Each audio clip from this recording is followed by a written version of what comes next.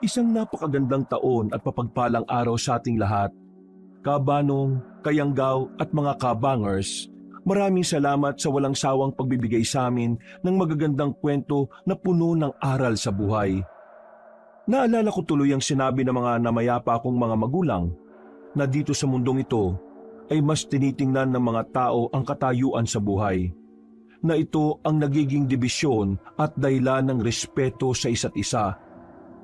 Pero sa katapusan, kapag pare-pareho na tayong nakalubog sa lupa, parehong lupa lang ang tatabon sa atin. Parehong uod lang ang kakain sa nabubulok nating katawan. Iisa lang ang sukatan ng lahat pagdating sa kamatayan. Itago niyo na lang ako sa pangalang Cyrus. 35 years old at hindi ko tunay na pangalan. Galing ako sa mayamang pamilya, bilyonaryo.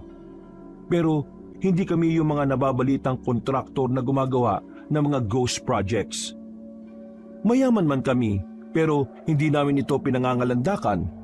Itong isang bagay na may pagmamalaki kong natutunan ko mula sa namayapa kong mga magulang. Dahil nag-iisa lang akong anak, ako na ang nagmana ng mga naiwan nila. Ipinagpatuloy ko ito hanggang sa mas lalong lumago. Pero nanatili pa rin ang mga paa ko na nakatungtong sa lupa. Hindi ko itinuturing na iba ang sarili ko sa simpleng mamamayan. Dahil kung wala sila, ay wala rin ako sa katayuang ito.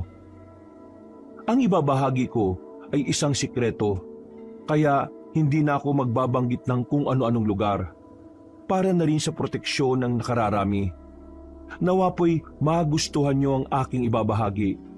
Kung handa na kayo makinig, kabanong, mga kabangers at mga kayanggaw, ito ang aking kwento.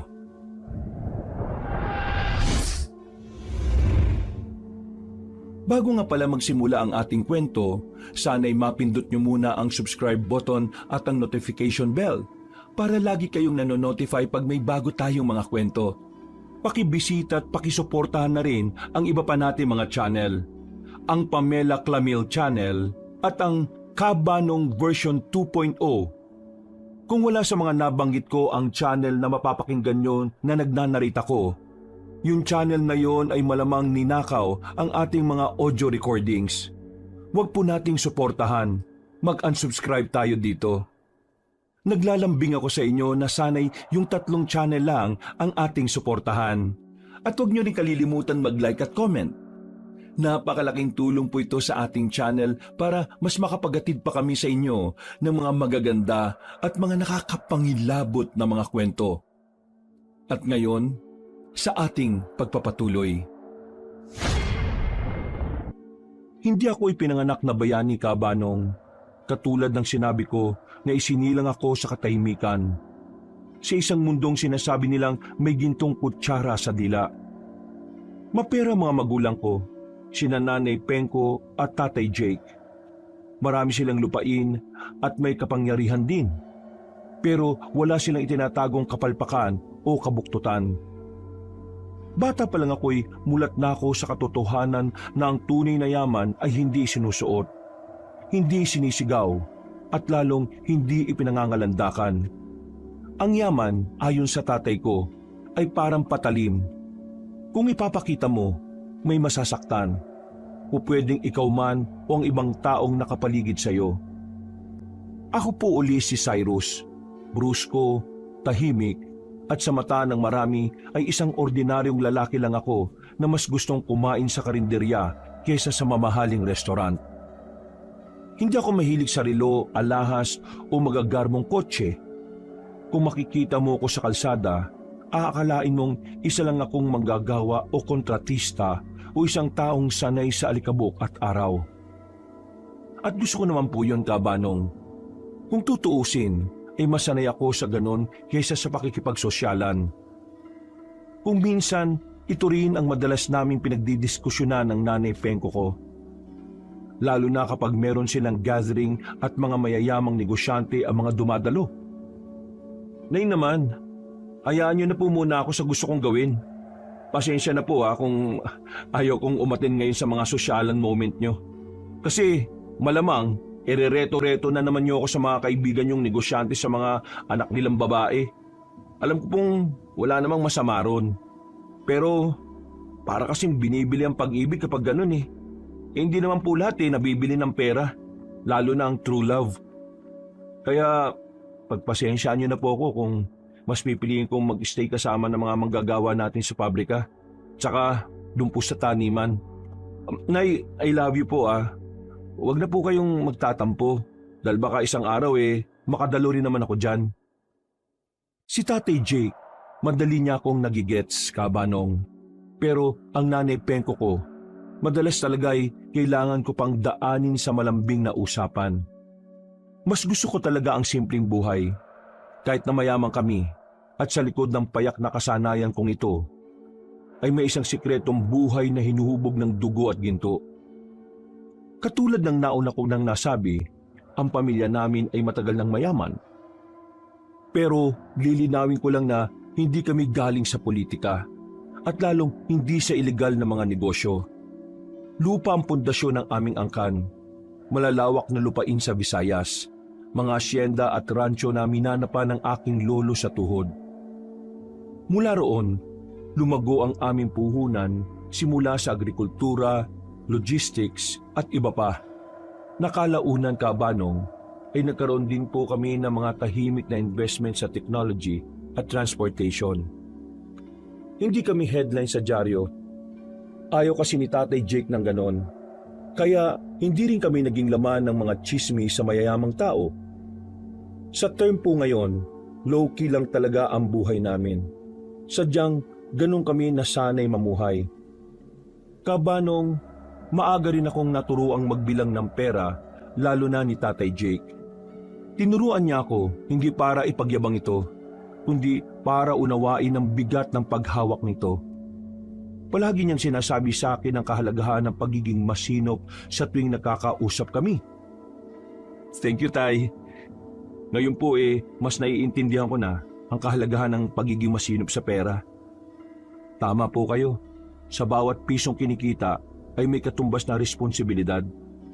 Hindi po talaga natin kailangang mang-apak ng buhay ng iba para gumaan ang buhay natin. Dapat magsikap tayo. Hindi mang-angkin ang hindi natin lupa. Dahil kapag ganon, maraming apektado at marami tayong magiging kaaway. O sige po, Tay. Pag-iipunan ko po. Para sa susunod, ako nang bibili ng sarili kong lupain gamit ang pera na pinag-ipunan at pinaghirapan ko. Marami po talaga akong natutunan sa tuwing magkausap kami ni Tatay.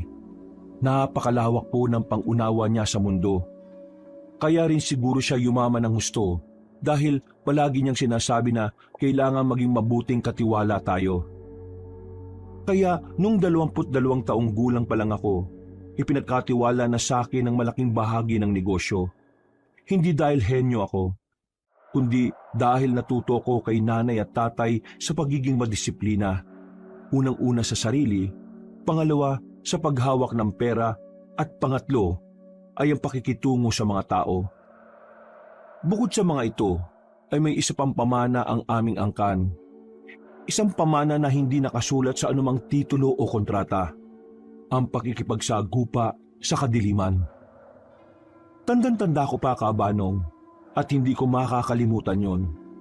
14 years old pa lang ako nung una ko makita ang isang aswang. Isang kaibigan ko sa baryo ang biglang namatay. Sabi ng lahat, inatake raw sa puso. Ngunit alam kong may mali. Nakita ko mga marka sa kanyang lieg ni Leroy at hindi ito ordinaryong kagat lang ng hayop. Mas lalong hindi rin gawa ng tao. Nakita ko ang takot sa mga mata na matatanda. Ang katahimikan na tila mas maingay pa sa sigawan. Nung gabing yon, dinala ako ni Tatay Jake sa isang lumang silid sa ilalim ng aming bahay. Doon niya unang binuksan sa akin ang lihim ng aming angkan. At doon din nagsimula ang pagsasanay ko.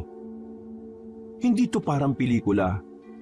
Walang magagarbong armas, walang instant na lakas. Ang unang itinuro sa akin ay takot. Kung paano to kilalanin at kung paano ito hindi hayaang maghari. Sumunod ang disiplina. Paggising bago magbukang liwayway, pagtakbo sa bukid, pag-aaral ng dasal at ritual, pag-unawa sa mga lumang aklat na amoy alikabok at dugo. Tinuruan akong makinig sa kapaligiran kahit wala akong napapakinggan dahil sa katahimikan. Doon na rin ipinakilala ni Tatay Jake sa akin si Mang Jaek, ang antingerong naging guru ko.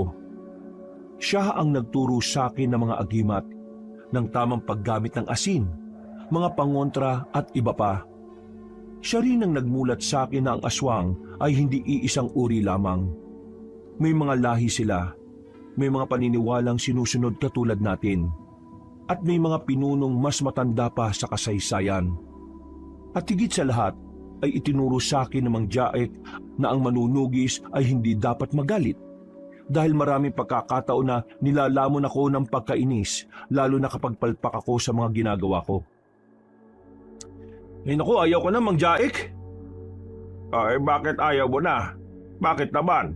Wala pa nga tayo sa kalagitnaan naiinis na ako Hindi ko makuha-kuha yung tinuturo niyo sa akin. Di yata ako para rito, Mang Jaek Dahil lang sa naiinis ka at hindi mo makuha yung tinuturo ko naisip mo na kagad na baka hindi ka para rito? Opo, ganun na nga po, Mang Jaek. Sa tingin mo ba dinala ka rito ng tatay mo dahil lang siya wala?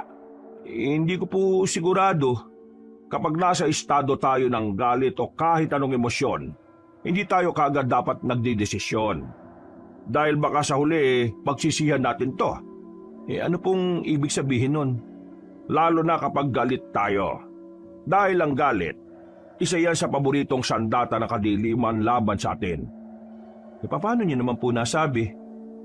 Kapag galit tayo, nawawala tayo sa katwiran. Naapektuhan nito ang ating desisyon at ang pagnanais na magpatuloy. Gustong-gusto yun ang kaaway natin dahil doon nila tayo madaling matatalo at madadali. Ganun po pala? Oo, kaya sa susunod, kapag ganyan, huminga ka lang ng malalim. Mga 3 beses o higit pa. Dahil pakakalmahin nito ang damdamin at isip mo.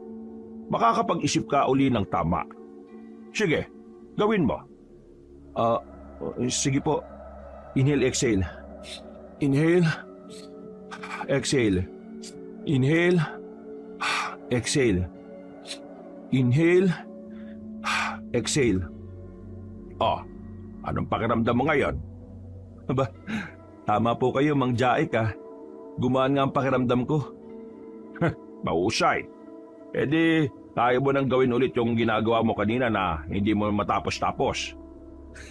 Naisa niyo po ako rin, Mang Jaek Habang lumalaki ako, Kabanong, ay sabay na lumalalim ang aking dalawang buhay. Sa umaga, ako ang negosyanteng tahimik magdesisyon, maingat sa pagwaldas ng pera at walang arte sa pakikitungo. Sa gabi naman, ay ako ang naglalakad sa mga lugar na iniiwasan ng iba. Sa mga lugar kung saan nananahan ng mga alagad ng kadiliman. May tuturing ko nga ang sarili ko na si Batman, kaya paborito ko siyang superhero.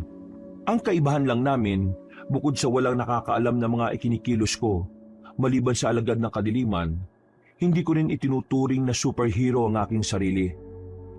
Ang bayani para sa akin, Kabanong, ay yung mga taong araw-araw nakikipagsapalaran na maitawid ang buhay nila sa pang-araw-araw. Ganun ang sabi ni Tatay Jake at Mang Jaek. Sa halip na tawagin kaming bayani, mas kilalanin namin ang aming sarili bilang tagalinis ng kalat ng kadiliman.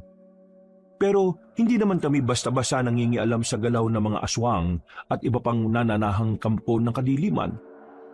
Meron din kaming sinusunod na alituntunin. Parang isang lihim na batas sa ilalim ng pagpapatupad ng hindi pangkaraniwan, kung saan ay hindi nasakop ng mga normal na tao. Kapag may aswang na nagiging sakim, kapag may lahing lumalabag sa sinaunang kasunduan na huwag gambalain ng mga inosente, dati ay isa si Tatay Jake sa tinatawag. Pero ngayon, ako na ang nakalinya sa aming pamilya. Hindi ako naniningil ng bayad, Kabanong, at lalong hindi rin humihingi ng pasasalamat. Ang kapalit lang ay katahimikan.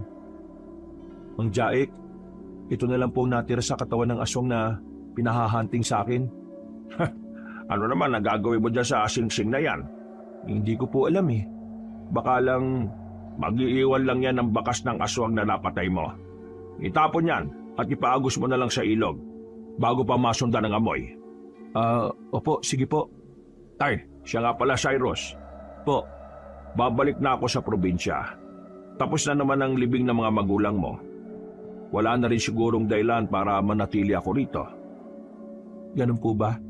Pero pwede naman po kayo mag-stay dito hanggang kailan nyo gusto. Malawak para sa atin tong mansyon na ito.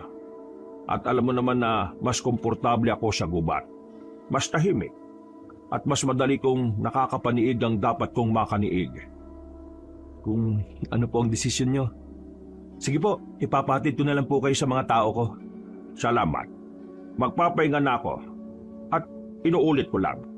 Itigil mo na ang mga pangongolekta ng mga kagamitan ng mga napaslang mong aswang. Sabay-sabay mo na yung ipaago sa ilog. Dati pa naman kitang sinabihan na huwag mag-iiwan ng bakas nila, hindi ba? Ikaw talaga, Cyrus ka, oh. Sige po, susundin ko po yung mga sinabi ninyo. Itatapon ko na po bukas. Abay, ngayon mo na gawin. Huwag mong maliitin ang kakayahan ng kadiliman. Hindi porket protektado ang mansyon mo laban sa kanila magpapakampante ka na. Hindi ko naman nakaliktang ituro sa iyo na 10 beses na mas malakas ang pang-amoy nila kaysa sa mga tao at hayop. Pag mong baliwalain ang sinabi ko, ha? Bago pa may hindi magandang mangyari. Opo, naintindihan ko naman po eh. Salamat po ulit sa pagpapaalala. Ginawa ko nga ang sinabing yun ni Mang Jaek. Pinanood ko sa ilog ang mga kagamitan ng mga napatay kong aswang. Wala kong itinira kahit na isa. Kung tutuusin ka, Banong, matagal ko nang alam yon. Hindi ko lang talaga maiwasan na kolektahin yon sa hindi ko rin maintindihang bagay. Siguro, iniisip ko na lang na yun na ang nagsisilbi kong trophy sa bawat aswang na napapatay ko. Pero alam kong mali yun. Pagkatapos ng libing ni Tatay Jake, ilang taon din akong namalagi sa mansyon para sa pagpapatakbo ng mga negosyong naiwan sa pangalan ko. Hindi na nga rin kami nagkita pa ni Mang Jaek dahil halos hindi na ako nauwi sa rancho at asyenda namin sa probinsya. Ipinamahala ko na kasi kay Tio Cuenca ang pamamalakad doon. Nag-iisa siyang kapatid ng nanay ko. At dahil wala rin namang asawa at anak, kaya hinayaan ko siya sa negosyo. Naging maayos naman ang takbo ng pamamahala niya habang nandito ako sa Luzon. Lilinawin ko lang, Kabanong, na walang alam si Tio sa kung ano ang meron sa akin bilang isang manunugis na mga aswang. Lumipas pa ang mga araw, linggo, buwan at taon, ay ganun pa rin ang naging takbo ng buhay ko. Kilalang simpleng negosyante sa umaga at pagsapit naman ng gabi ng pangangailangan, kilala ko ng mga alagad ng kadiliman bilang tagalinis at manunugis nila. Sinigurado ko talaga na payapa ang gabi ng nasasakupan naming lugar. At yun ang pinakamatagal kong naibigay. Hanggang isang gabi ay nabasag ang lahat. Ang gabing kinuha sa akin sina Mang Mon at Manang Alisa. Ang mag-asawang yon ang nagpalaki sa akin sa mansyon. Sila ang unang bumabati sa akin tuwing umaga. Ang huling nag-aalala tuwing gabi. Mga simpleng kasambahay lang sila. Pero itinuring ko na rin silang kadugo ko at parang mga magulang. Nang gabing yon, habang wala ako, pinasok ang mansyon. Ang akala ko pa nga nung una ay normal na insidente lang. Pero na makita ko ang walang buhay nilang katawan ay dito ko naunawaan ng lahat. Na hindi ito basta-basta krimen lang, Kabanong. Nagpapahiwatig ito ng isang digmaan sa pagitan ko at ng mga alagad ng kadiliman. Hindi ko naabutan o natunugan man lang ang mga nangyari. At yun ang pinakamabigat na kasalanan na pasan ko hanggang ngayon. Kung nakita ko sana, kung naramdaman ko sana ang paparating na kadiliman, baka buhay pa sila. Baka hindi ko naririnig ang kanilang mga pangalan sa hangin tuwing gabi. Baka hindi ko dala ang bigat na ito sa bawat paghinga ko. Ngunit wala ako roon. At habang wala ako, ang mansyon na siyang tahanang itinuring kong pinakaligtas na lugar sa mundo ay naging altar ng dugo. Sir Cyrus, pinapatawag niyo raw po ako, sabi ni Aling Munding. Oo, May kailangan po kayo, sir? oo Vargas. Ano po yun, sir? At gagawin ko po kagad. Kumusta yung unang lamay ni na Mang Mon at Manang Alisa? Nandun po sa kapilya ng mansyon yung mga manggagawa. Si Aling Munding din po ang nag-aasikaso doon. Dahil umuwi po muna yung 6 pang kasambahay natin. Bali, 3 lang po kaming nandito sa mansyon. Ganun ba? Bakit sila nagsipag-uwian? Sabihin mo na hindi naman ako magagalit. Natakot po sir dahil sa nangyari. Okay. Naintindihan ko naman. Sasabihin ko na lang sa sekretarya ko na bigyan sila ng sapat na pera para kung sakaling hindi na sila bumalik dito, makapagsimula sila ng panibagong buhay. Okay po, sir. Ikaw ba, Vargas? Yes, sir. Gusto mo rin bang umalis dito sa mansyon? Sabihin mo lang maintindihan ko naman basta magpaalam ka lang na maayos. Ay, sir. Hindi po ako aalis. Katulad po ni na Mang Mon at Manang Alisa. Dito na rin po ako mamamatay, sir. Masaya akong marinig yan. Salamat, sir. Salamat sa tiwala. Ano po yung gusto niyong inumin, sir? Ipagtitimpla ko po kayo ng tsaa. Kaso, hindi po kasing sarap ng tinitimpla sa inyo ni Manang Alisa, Mabuti pa umupo ka na muna. Hindi ko naman kailangan ng tsaa Ang kailangan ko lang makakausap. Sige po. Dito na lang ako, sir. Dito ko upo sa bandang harapan ninyo. Kausapin niyo lang po ako ng kausapin, sir. Kahit magdamag, okay lang po. Salamat Vargas Mabuti na lang at madaldal ka. Saktong-sakto dahil gusto kong malinawan kung paano kayo rito napasok sa mansyon ng mga pumatay kina Mang Mon at Manang Alisa. Ikukwento ko po ng detalyado sa inyo, sir. Kung ano yung nakita mo nung gabing yon. Ang totoo po niyan, wala ako masyadong nakita Pero marami po akong narinig, sir. Tahimik po ng gabing yun at wala po kayo rito. Maaga kaming nag-asikaso sa pagtulog. Tanda ko pa nga po, yung palaging ginagawa ni Manang tuwing kakagat ang dilim. Maingat niyang sinisindihan ng kandila sa altar natin. Tapos po, tinatawag na niya ang lahat ng kasambahay para manalangin. Malamang, kung nandito ako nun, tatawagin rin niya ako at pasasamahin sa pagdadasal. Malamang po yun, sir.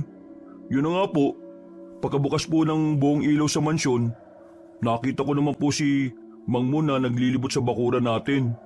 As usual po, katulad din ng dati, dala niya lagi yung lumang itak na matagal nang mapurol. Tipikal na si Mang Mon na nga yun. Tinawag ko pa nga po siya Pagkatapos namin magdasal, kumain na rin po kami at nagkanya-kanya na. Pagkatapos ko pong mag-check ng mga pinto, nagpaalam na po ako sa kanilang mag-asawa na matutulog na. Tapos, bandang 10:00 ng gabi po. Anong nakita at narinig mo nun? Naalimpungatan po ako nun, sir Ang mga aso po kasi sa paligid, sabay-sabay na umungol. Saka nagsitahulan. Hindi po ako pwede magkamali sa pagkadinig ko. Hindi sila galit na kumakahuli. Kundi parang natatakot. Para pong nagtatawag din ng kamatayan yung alulong nila. Nangilabot nga po ako nun kaya hindi ko rin alam kung bakit ako naglock ng pinto ko Kahit binabawalan kami ni Manang Alisa na gawin yun. Kasi nga para mabilis niya kaming magising kapag kailangan. O tapos, anong nangyari? Habang hindi po ako makatulog, may naamoy po ako na parang alimuong na biglang sumingaw. Parang bagong hukay na hinaluan ng asupre, sir. Tapos, narinig ko na po yung malakas na katok ni Manang Alisa. Hindi niya po pinabukas sa akin yung pinto. Pero ang huling sinabi niya lang po sa akin, magdasal daw ako at huwag magbubukas ng pinto kahit na anong mangyari. Anong ginawa mo nun? Sinunod ko po siya nung una. Pero nung nakarinig na po ako ng ingay sa labas ng kwarto, lumapit po ako sa pinto. Pasimple ko pong binuksan ito tapos nakita ko po si Mang Mon na may hawak na baril. Medyo may dugo siya sa braso Kaya natakot ako at tinawag siya. Pero sa halip na pumunta siya sa akin, pinagalitan niya po ako at sinabihang magsara at magkandado ng pinto. Tipikal na si Mang Mon nga yun. nawala na siya sa paningin ko. Pero hindi ko pa rin kaagad sinara yung pinto. Sumilip-silip pa ako sa labas hanggang sa makita ko sa bandang dulo yung altar na pinagdarasalan namin malapit pa sa kusina. Nakita ko pong nakaluhod doon si Manang Alisa hanggang sa makarinig ako ng alulong ulit. Tapos putok ng baril. Kaya nagsara na po ako ng pinto dahil sa takot. Yung huling narinig ko na lang pong sigaw, yung sigaw nila mag-asawa. Tapos tumakbo na ako para magtago sa ilalim ng kama. Kaso nadulas naman ako at nauntog. Kaya nawala na rin ako ng malay. Nagising na lang po ako, may mga pulis na. Ganun ba? Pasensya na sir, kung walang masyadong natulong yung mga sinabi ko. Malaking tulong siya, Vargas. At least, nakumpirma ko na talaga kung sino yung totoong gumawa nito sa kanila. Talaga sir? Kung ganun po mabibigyan na ng hustisya ang pagkamatay nila? Isusumbong niyo po ba sa pulis kung sino yung pumatay sa kanila? At ang malakas ng loob na nang himasok dito sa atin sa mansyon? Walang magagawa ang mga pulis. Ho? Bakit naman po walang magagawa ang mga pulis, sir? Maintindihan mo rin sa mga susunod. Kung magtatagal ka pang manilbihan sa akin. Siyempre naman po, sir. Katulad nga po ng sinabi ko kanina, gayo po nila Mang Mon at Manang Alisa, dito na ako tatanda sa mansyon. Maliban na lang po kung paalisin niyo ako Kaya huwag niyo akong papaalisin. At kahit medyo makulit ako pagtiyagaan niyo lang ako, sir. Hindi ko naman gagawin yun O sige na, salamat sa oras mo Tulungan mo na rin si Aling Munding. Kung sakaling may maganap sa akin, ipaabot mo na lang na masama kunwari ang pakiramdam ko. Sige sir, masusunod po.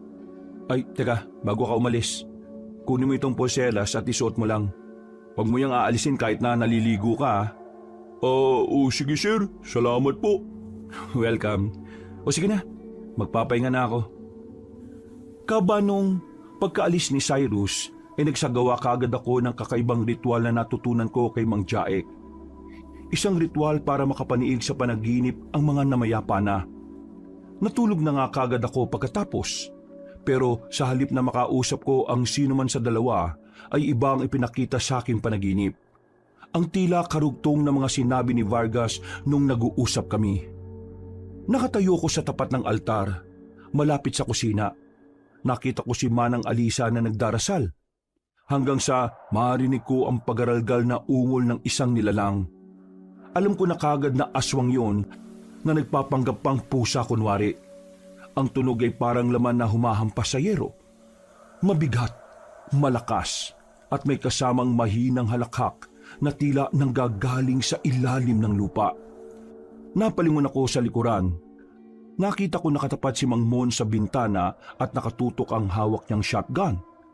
Sakto naman na unang bumigay ang mga bintana sa kabilang gilid niya, kung saan hindi siya nakatutok. Isa-isang nabasag ang salamin, ngunit walang pumasok. Para bang sinusukat muna ng mga nilalang sa labas ang tapang ng mga hinahunting nila. Napatingin ako ulit kay Manang Alisa. Nagtama pa ang mga mata namin pero alam kong hindi niya ako nakikita dahil panaginip lang ang lahat. Ramdam at kita ko sa mga mata niya ang takot pero hindi siya nagpapahalata. Meron na kasi siyang idea na kung sino ako at aware silang pareho sa ganong sitwasyon. Dahil noon pa man, sinasabi ko sa kanila ni Tatay Jake ang tungkol dito na balang araw ay posibleng isa sila sa balikan ng mga kalaban namin sa kadiliman. Manang, bakit hindi po kayo nagtago? Bago ko pa matapos ang sinasabi ko, nakarinig na ako ng malakas na kalabog mula sa itaas. Ang unang aswang ay pumasok sa kusina sa pamamagitan ng kisame. Kitang-kita ko ang itsura nito. Nakabaliktad ng katawan, ang mga kamay ay parang paa ng insekto na kumakapit sa kahoy. Ang mga mata ay naninilaw at ang mga mahahabang ngipin ay nakausli, pati ang dilang naglalaway. Sumigaw si Manang Alisa sa kanyang asawa pagkakita sa nasabing nilalang. Gusto ko mang tumulong pero wala akong magawa. Para lang kasi akong nanonood sa mga pangyayari. Hinampas ni Mang Mon ang nilalang gamit ang luma niyang itak. Pagkatapos ay sa kanya ginamit ang shotgun. Tinamaan ang balikat ng aswang, kaya tumalon ito palabas at nawalang parang bula. Tumakbo na kayo! Magtago! Mangmon! Manang Alisa! Bilis! Kahit anong sigaw ko'y hindi nila naririnig. Alam ko naman yon dahil nasa loob ako ng panaginip. Pero ginagawa ko pa rin, Kabanong. Maya-maya, muling may humalakhak. Sinundan ito ng muling pagpasok ng isa pang aswang. Sumunod ng dalawa pa hanggang sa napalibutan na silang mag-asawa. Na-corner nga sila sa kusina, kaya nag-alala ko ng husto kahit alam kong wala na akong magagawa. Muling pinaputok ni Mang Mon ang shotgun, pero naunaan na siya. Nahawakan yun ng isang aswang at buong puwersang kinuha sa kanya at hinagis palabas. Nagwasiwas naman si Manang Alisa ng rosary, pero tinawanan lang siya ng mga aswang. Kaya ang ginawa ni Mang Mon, winasiwas niya rin ng luma niyang itak habang itinutulak palayo ang isang nilalang gamit ang dining chair. Pero dahil sa mga may edad na, hindi rin sila talaga umubra. Isa sa mga aswang ang dumapo sa likuran ng Ginoo. Kitang-kita at dinig na dinig ko, Kabanong, ang tunog ng laman na napunit matapos siyang kagatin ng aswang sa leeg. Tumakas ang masagahan ng dugo at dumalo ito sa buong katawan ng kawawang Ginoo. Napatali sa takot si Manang Alisa, pero wala rin siyang magawa. Katulad ko na napapanood lang sila ngayon. Tama na! Manang Alisa, takbo na po! Umalis ka na, pakiusap! Bumagsak si Mang Mon sa sahig, ngunit hindi siya kagad namatay. Nakita kong gumapang siya papunta sa altar kahit duguan ang katawan. Nanginginig ang tuhod niya habang nakahawak ang isang kamay sa leeg. Inabot niya ang asin at ikinalat sa sahig. Pilit na bumubuo ng bilog, ngunit huli na, Kabanong. Tinapakan yun ng aswang na may anyong halos tao. Maliit lang yun na parang bata, pero hindi ko maaninag ang muka. Para kasing may kung anong kadiliman na tumatakip doon. Nakaramdam ako ng kakaiba pagkakita sa tumapak sa paa ni Mang Mon. Parang pakiramdam ko ay kakilala ko na siya. Matagal nang kakilala. Kumusta ang pagsisilbi? Matagal ko na kayo minamatyagan. Pamilyar sa akin ang boses pero hindi ko maalala kung saan ko narinig yon. Pero bago ko pa maisip ay narinig ko nang sumisigaw si Manang Alisa. Pagtingin ko ay patakbo na siyang palabas ng kusina. Tinangka niyang ipagtanggol ang sarili gamit ang kandila at dasal. Nasunog ang balat ng isang aswang, kaya napaungol ito, ngunit mabilis din namang nakabawi. Nagalit yun sa kanya, kaya hinila siya pabalik malapit sa altar at doon na siya pinagsasasaksak ng matutulis na kuko sa dibdib. Pagkatapos ay mas karumal-dumal na ang sumunod na nangyari. Hindi ko na idedetalye dahil baka masok ka pa ang makakarinig, Kabanong. Ang muling salitang narinig ko kay Manang Alisa bago mamatay ay ang pagtawag sa aking pangalan. Tumingin pa nga siya sa akin pero alam kong hindi naman niya talaga ako nakikita. Paglingon ko kay Mang Mon, umiiyak na lang siya habang pinagmamasdan ang asawang wala ng buhay. Pagkatapos noon ay karumal-dumal na rin ang ginawa sa kanya ng hindi ko makilalang aswang na pamilyar ang boses. Hanggang sa biglang napalingon sa akin ang nasabing nilalang.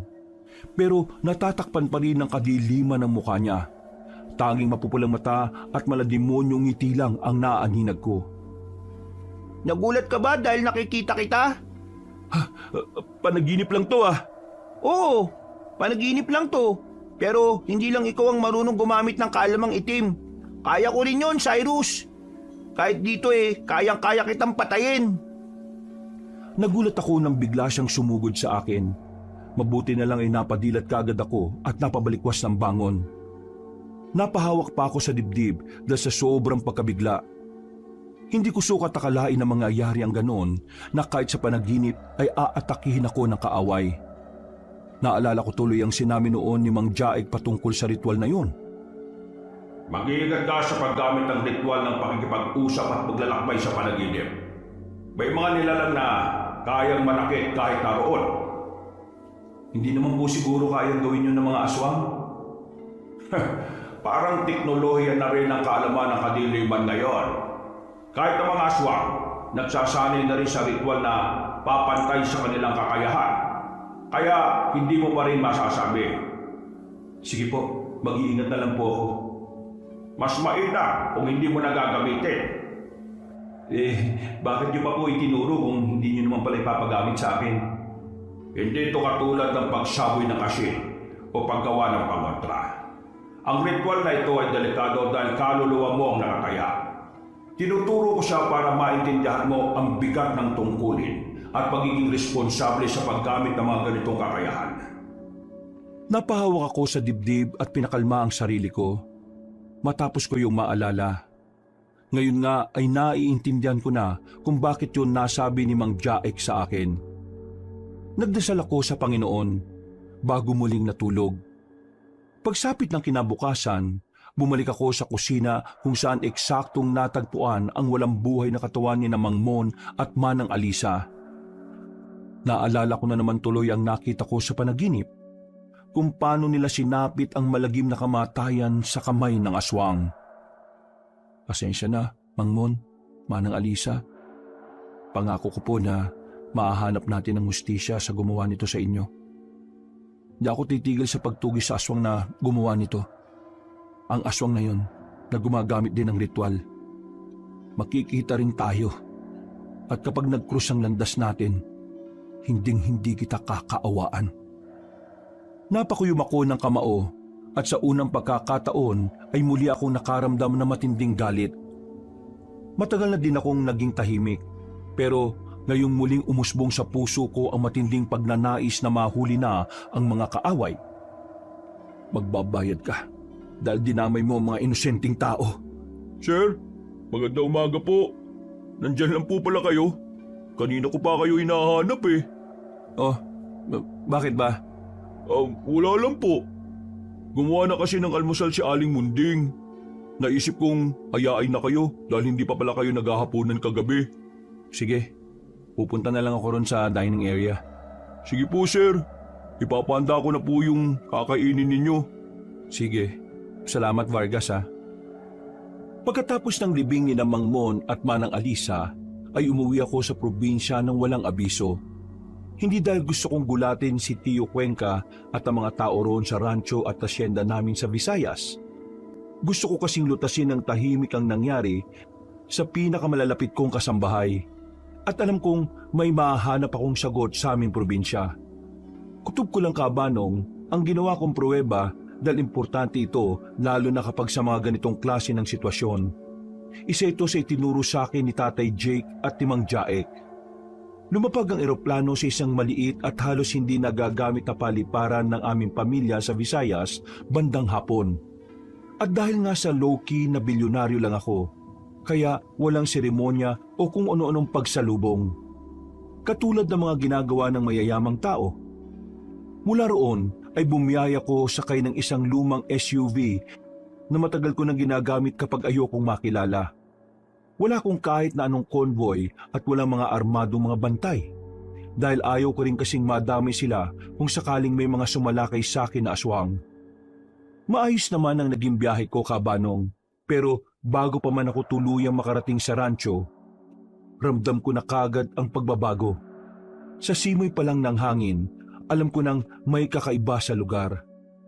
Mabigat kasi ito sa pakiramdam na parang may nakapatong sa dibdib ko. Kahit bukas sa mga bintana ng sasakyan, pakiramdam ko'y parang nakakulob ang mundo.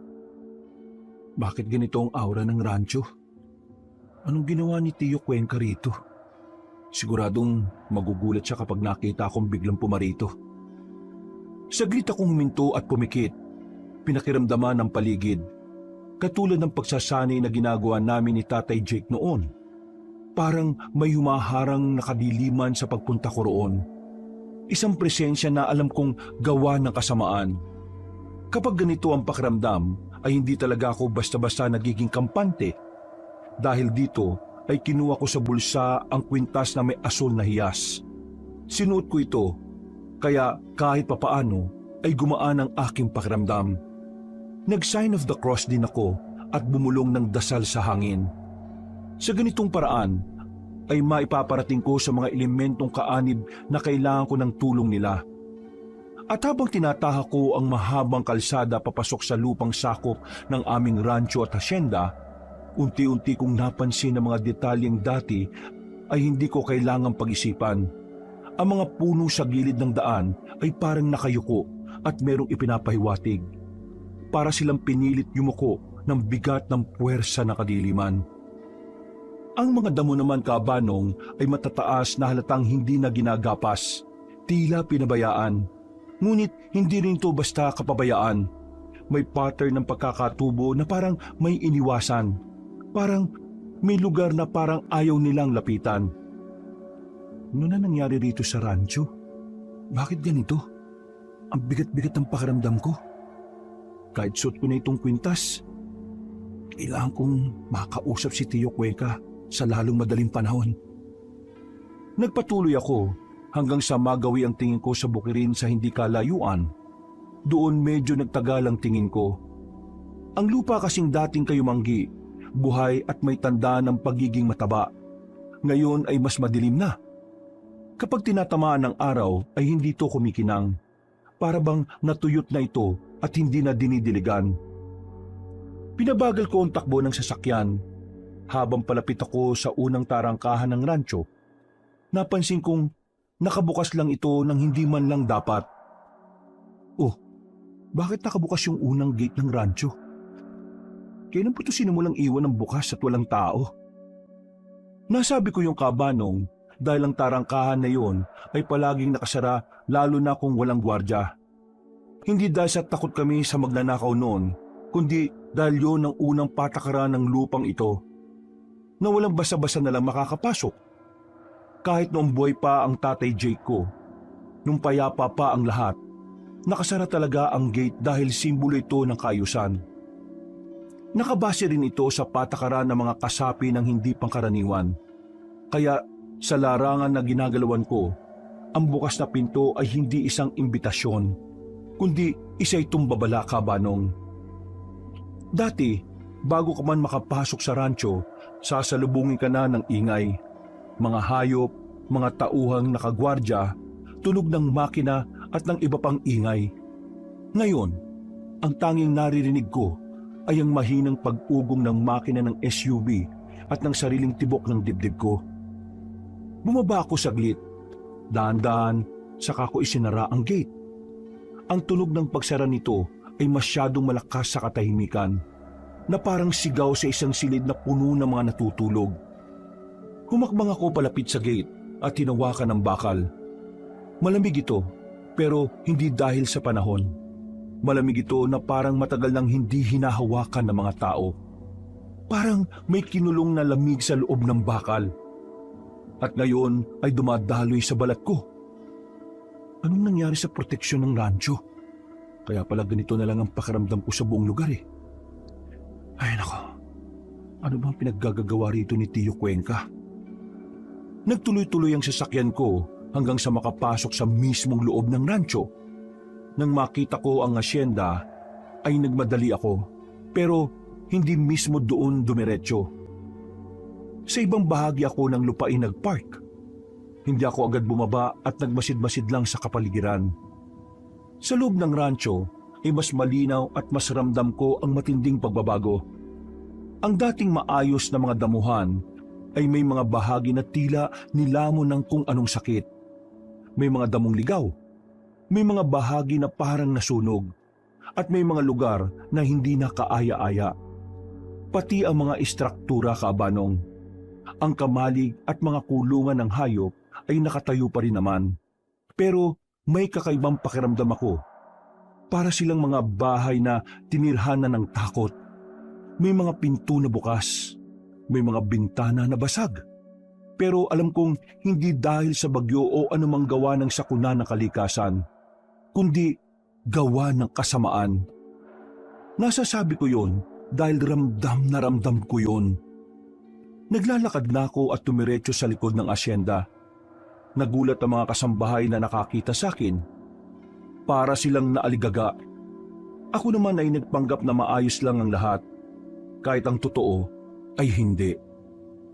Nilapitan ko si Aling Celia, ang isa sa kasambahay na natatandaan ko sa lugar na yon. Nasaan po si Tio Cuenca? Pakisabi na kailangan ko siya makausap, ngayon din. Aligaga siyang tumigil sa ginagawa at inakyat nga ang tiyuhin ko sa ikalawang palapag. Ako naman ay tumambay sa malaking sala at nagmasid-masid sa paligid. Naghintay hanggang sa dumating si Tio Cuenca. Cyrus, pamangkin, anong ginagawa mo rito at bakit hindi ka nagpasabi para mapagandaan ko ang pagdating mo? Bakit mo hinayaan na nakabukas yung unang gate ng rancho, Tio? Ay, yun ba? Ano kasi, Hindi po ba mahigpit ko pong binilin sa inyo ang tungkol doon? Matagal nang ipinagbabawal ni tatay ang pananatiling nakabukas ng gate na yon. At bakit walang bantay? Eto naman si pamangkin, oh. Ganyang kagad ang bungad mo, ah. Wala bang kumustahan muna? Tio, naintindihan mo ba ang mga biniling ko sa'yo bago ko ipinagkatiwala ang rancho at asyenda sa'yo? Ilang beses ko pa sa'yong inulit-ulit yun, ah. Wag na wag mong hahayaang nakabukas ang gate natin. Lalo na ang walang magbantay doon. Ikaw naman. Huwag ka naman magalit kagad. Gate lang naman yun eh. Paano hindi po ako magagalit? Hindi mo nirespeto ang patakaran ng rancho, Tio. Hindi yung basta simpleng pagbukas at pagsara lang ng gate. Huwag mo naman akong sigawan ng ganyan. Napapahiya ako sa mga kasambahay na nakakarinig, oh. Tiyuhin mo pa rin ako. Kapatid pa rin ako ng nanay mo. Kaya, Cyrus, pamangkin, kaunting respeto pa rin naman sana. Napabuntong hininga na lang ako dahil sa mga sinabing yun ni Tio Cuenca. Hindi ko rin naman siya masisisi dahil wala siyang alam pagdating sa mga kababalaghan at patakaran ng mga hindi pangkaraniwan. Hindi ko na siya kinibupa. Tinawag ko na lang si Aling Celia. Pinaayos ko ang kwarto at pagkatapos ay lumabas muna ako ng asyenda para magpahangin.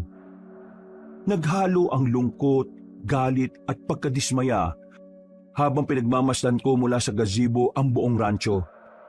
Ramdam ko ang kawalang buhay nito ngayon kumpara noong kami pa ang namamahala.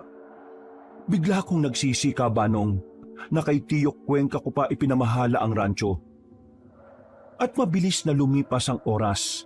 Pagbalik ko sa asyenda, nagtungo lang ako sa kwarto at nagkulong maghapon. Marami akong iniisip. Akala ko kasi ay ang paghahanap lang ng pumatay kay Mang Mon at Manang Alisa ang poproblemahin ko. Pati rin pala ang rancho at asyenda. Bago matulog, katulad ng nakasanayan ko, ay nagdasal ako. Pagkatapos ay nagpakawala ng orasyon ng katahimikan. Ibig sabihin ay hindi ko maririnig ang kahit na anong ingay sa labas ng kwarto. Wala rin makakagambala sa akin, lalo na sa masasamang elemento o kung ano paman. Kinabukasan, maaga kong bumangon. Kapilang ang inalmusal ko at ang kamuting binigay ni Aling Celia. Hindi ko rin kasi feel na kumain ng masasarap na pagkain. Hindi ko pa rin kinibo si Tio Cuenca. Lumabas ako at habang naglalakad ay may naamoy akong kakaiba. Pamilyar ang amoy na ito dahil ganito ang amoy ng kasamaan. Nabahala ako, Kabanong. Dahil sigurado na ako na nakapasok na sa rancho ang kadiliman. Pero patuloy ko pa rin tinahak ang daan hanggang sa marating ko ang mga taniman namin ng puno ng mangga. Nagulat ako sa aking nakita dahil may mga itim na marka sa bawat paligid ng mga puno. Parang sinunog ang lupa nito, pero wala namang abo. Parang may ibinuhos, pero walang bakas ng likido. Ang mga ugat ng puno ay bahagyang nakaangat, at ang balat nito ay may mga bitak na hindi ko matandaan na nariyan dati. Sa totoo lang, ay ngayon ko lang yun nakita pero sigurado akong hindi yun maganda. Ano itong mga marka na to? Pinapasok na talaga ni Tio yung mga kalaban namin. Ay nako, pasensya na, Nay, Tay. Nagkamali ako sa pagpili ng mga ngalaga rito sa rancho natin. Inilapat ko ang palad ko sa puno. Hindi ko alam kung bakit ko ginawa yon. Siguro dahil sa paniniwalang ang mga matatandang puno ay saksi sa lahat. Kung may alam ang lupang ito, ang punong yun ang una kong kakausapin. At sa sandaling yun, ay may kung anong pumasok sa isip ko. Isang pakiramdam na alam kong hindi galing sa akin. parang may huminga rin sa batok ko. Kaya mabilis akong lumingon pero wala namang kahit sinong tao roon. Kung sino ka man, magpakita ka na! Bago pa kita tugisin! Hindi ko pa man natatapos ang pagsasalita ay may lalaking lumabas na mula sa pagtatago sa puno.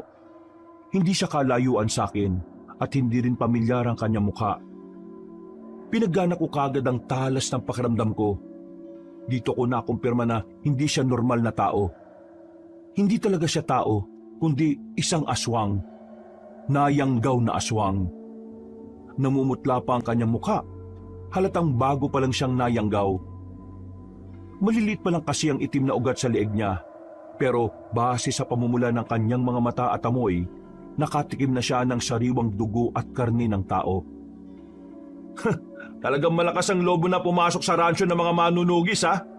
Hindi niya na sinusunod ang patakaran at wala na kayong takot. Hindi sinusunod ang patakaran at wala nang takot?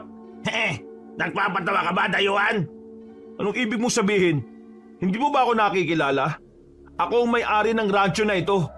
At isa akong manunugis. May-ari? Manunugis ang may-ari ng ransyo? Kung manunugis ka talaga, pakiramdaman mo ang paligid at sabihin mo sa akin kung saan banda ang sinasabi mong pag-aari. Ang lugar nito ng manunugis ay matagal nang walang nananahan na tagalinis sa lugar na ito. Balwarte na ito ng mga aswang. Kaya ako, nagdesisyon na maging kauri nila. Kesa naman mamatay na lang ako at maging pagkain nila. Anong sinasabi mo? Hindi ko na kailangan magpaliwanag pa sa'yo. Huhuliin na lang kita at dadalhin sa pinuno namin para nang sa ganun sila ang magpaliwanag sa'yo. Habang pinagpipiyasahan namin lahat ng sariwa mong katawan. Mukha ka pa namang masarap. Matipuno ka, maputi, gwapo at talagang nangangamoy ang... Oh, bakit natigilan ka? Ngayon mo lang ba nararamdaman ng totoo kong katauhan? Paanong ordinaryong tao lang ang pakiramdam ko kanina? Hindi ka isang manunugis. Nilinglang mo ako. Alam ko na. Dahil yan sa suot mong kwintas na aso lang hiyas. Kung ako sa'yo, tumakbo ka na habang may oras ka pa. Nang maramdaman ng aswang na seryoso ko, dali-dali siyang tumalikod at mabilis na tumakbo. Pero hindi ko siya hinayaang makatakas.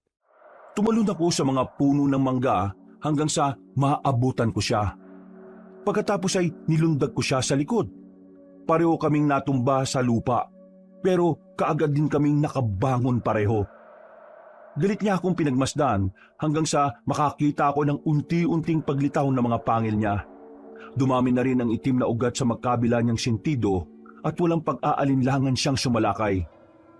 Ngumisi lang ako, kabanong, at hinayaan siya na parang batang nakikipag-agawan sa akin. Hanggang sa ikuyom ko ang kanan kong kamao. At mula roon, pinalabas ko ang kapiraso ng kapangyarihan mula sa kwintas. Nang sumugod siya, ay saka ko siya sinapak. Mukha lang mahina ang ginawa ko, pero malakas yun para sa isang aswang. Tumalsik siya at bumalandra sa katawan ng isang punong mangga. Natumba siya sa lupa pagkalaon. Pinilit niya ring tumayo pero halos magkalusog-lasog ang katawan niya kaya napasuka siya ng itim na dugo. Sino ka bang hayop ka? Isang beses ko nang sinabi sa'yo, ako ang may-ari ng rancho na ito. Isa akong manunugis. Ako ang tagalinis ng mga kagaya mong aswang. Pakiusap, huwag mo akong patayin. Nagigaswang lang naman ako dahil ayaw kong kainin ako ng mga aswang na narito. Gusto ko lang mabuhay. Kaya parang awa mo na. Huwag mo akong papatayin. Depende yan sa magiging sagot mo sa lahat na magiging tanong ko. Nakakaintindihan ba tayo? Oo, sige. Sasabihin ko sa iyo lahat. Wala ako ililihim. Basta buhayin mo lang ako. Hinatak ko ang nangihinang aswang papunta sa kubong malapit doon. Kahit ang kubo ay tila wala na ring nagmamay-ari. Halos sira-sira na rin kasi ang pawid na bubong. Naalala ko tuloy nung madalas kami ritong magtambay ni Tatay Jake para tingnan at makisa sa pag-aani ng mga punong mangga. Kaya nalungkot ako pagkakitang ganun na ang lugar. Ibinalandra ko ang aswang at sinimulan siyang tanungin ng tanungin. Kaya marami akong nalaman na siyang naging dahilan ng matinding pagbabago sa rancho. Napakuyom ako ng kamao at sinikap kong kontrolin ang galit. Alam kong walang kinalaman si Tio dahil hindi niya naman alam ang kalakaran ng mga hindi pangkaraniwan. Ginamit lang ang kanyang kamangmangan at kayabangan kaya nakapasok ang mga aswang sa rancho at pinipilit nilang gawing balwarte ang aming lugar. Pero ang isa pang ikinainis ko ay ang sinabi ng aswang patungkol sa isang bagay. Hindi ko pinalampas ang kasinungalingang yon. Pinatay ko siya at natunaw na parang abo hanggang sa walang matira sa kanyang pagkatao. Kailangan malaman ni Manjaik ang nangyari rito sa rancho. Pero sigurado naman ako na meron na siyang ideya. Bakit kaya wala siyang ginawa? Ayos lang kaya siya? Nagpa siya akong magtungo sa pangunahing silid ng asyenda kung saan nakatabi roon ang mga kagamitan namin ni tatay. Nung umalis kasi kami rito, ay nanatili yung nakasara at kami lang ang nakakaalam kung paano ito mabubuksan. Hanggang papalapit ako nang napansin ko ang mga bintana sa ilang parte ng asyenda. Lahat ito ay sarado na parang sinadyang tinabingan. Hindi ko na kasi yun napansin kahapon dahil hindi naman ako lumabas. Matapos makipag-usap kay Tio Cuenca. Hindi ko na muna pinagtuunan ng pansin ang bagay na yon. Nagtuloy-tuloy ako hanggang sa marating ang sinasabi kong silid. Huminto ako sa harapan ng pinto. Katulad ng dati, silyado pa rin ito at halatang walang nakakapasok. Ilang segundo akong nakatayo roon at nakikiramdam pero wala akong marinig na kahit na ano. Huminga ako ng malalim at pagkatapos ay saka umupo. Saka ko hinawi ang alikabok sa sahig hanggang sa lumantad ang isang simbolo. Tinanggal ko ang kwintas at mula sa nakalantad na simbolo ay isinalpak ko yon. Unti-unting bumukas ang pinto hanggang sa umihip ang hangin mula sa loob. Bumungad sa akin ang amoy na kulob na bagay, pero dinedma ko lang yon. Pumasok ako sa loob at sinalubong ang kadiliman. Hinanap ko ang bukasan ng ilaw at nang mapindot ang switch, ay tumambad na nga sa paningin ko ang kabuuan ng kwarto. Ganun na lang ang gulat ko dahil wala na ang lahat ng laman ng kwarto. Ha? Paano nangyari to? Paano nila napasok ang kwarto na to? Siniguro ni tatay na walang makakapasok dito dahil silyado to ng salamangka. Ha? Natigilan na ako matapos makaramdam ng kakaibang puwersa sa paligid. Alam kong may nakamasid sa akin mula sa kung saan. Kaya umatras kagad ako malapit sa pinto. Pero paglabas ko ng kwarto ay nagulat ako nang tumambad sa paningin ko si Aling Celia. Kita ko sa mga mata niya ang takot. Tatakbo na sana siya palayo pero hinawakan ko siya sa kamay at wala siyang nagawa. Magsabi ka sa akin ng totoo, Aling Celia. Sino pumasok dito? Paano nila napasok ang silid na ito? Alam kong alam mong bawal ang pumasok dito, di ba? Umiyak lang siya at sinabing wala talaga siyang alam sa mga nangyayari sa paligid. Ang alam niya lang ay palaging may kausap si Tio Cuenca na hindi niya rin naman kakilala kung sino. Lagi raw kasi yung nagtatago sa isang malaking parang mascot. Binitiwan ko na siya at tumingin ng paumanhin. Alam ko rin naman kasi na nagsasabi siya ng totoo. Isa pa ay wala akong nararamdaman na itim na enerhiya mula sa kanya. Katulad ni Tio, inosente pa rin siya sa kapangyarihan ng kadiliman. Kaya pinayuhan ko muna siya na sa mga susunod na araw ay umalis na muna siya sa rancho. Dahil nakakaramdam ako ng hindi maganda. Kinumpronta ko kagad si Tio patungkol sa importanteng silid. Sinikap ko maging mahinahon pero nakakaubos na talaga siya ng pasensya. Tio, bakit mo naman hinayaan na may makapasok sa sikretong silid namin ni tatay? Anong sinasabi mo, pamangkin? Pati ba naman yon isisisi mo sa akin? Hindi nga ako nagagawin sa parting yun ng asyente. Kasi sinasabi mong bawal. Bakit po nawala yung mga kagamitan sa loob ng kwarto? Hindi ko alam. Bakit ako tinatanong mo? Sino pa bang gusto niyong tanongin ko? Ikaw lang naman po pinamahala ako sa lugar na ito. Kung alam ko lang po na ganito ang mangyayari, hindi na sana kita hinayaan eh.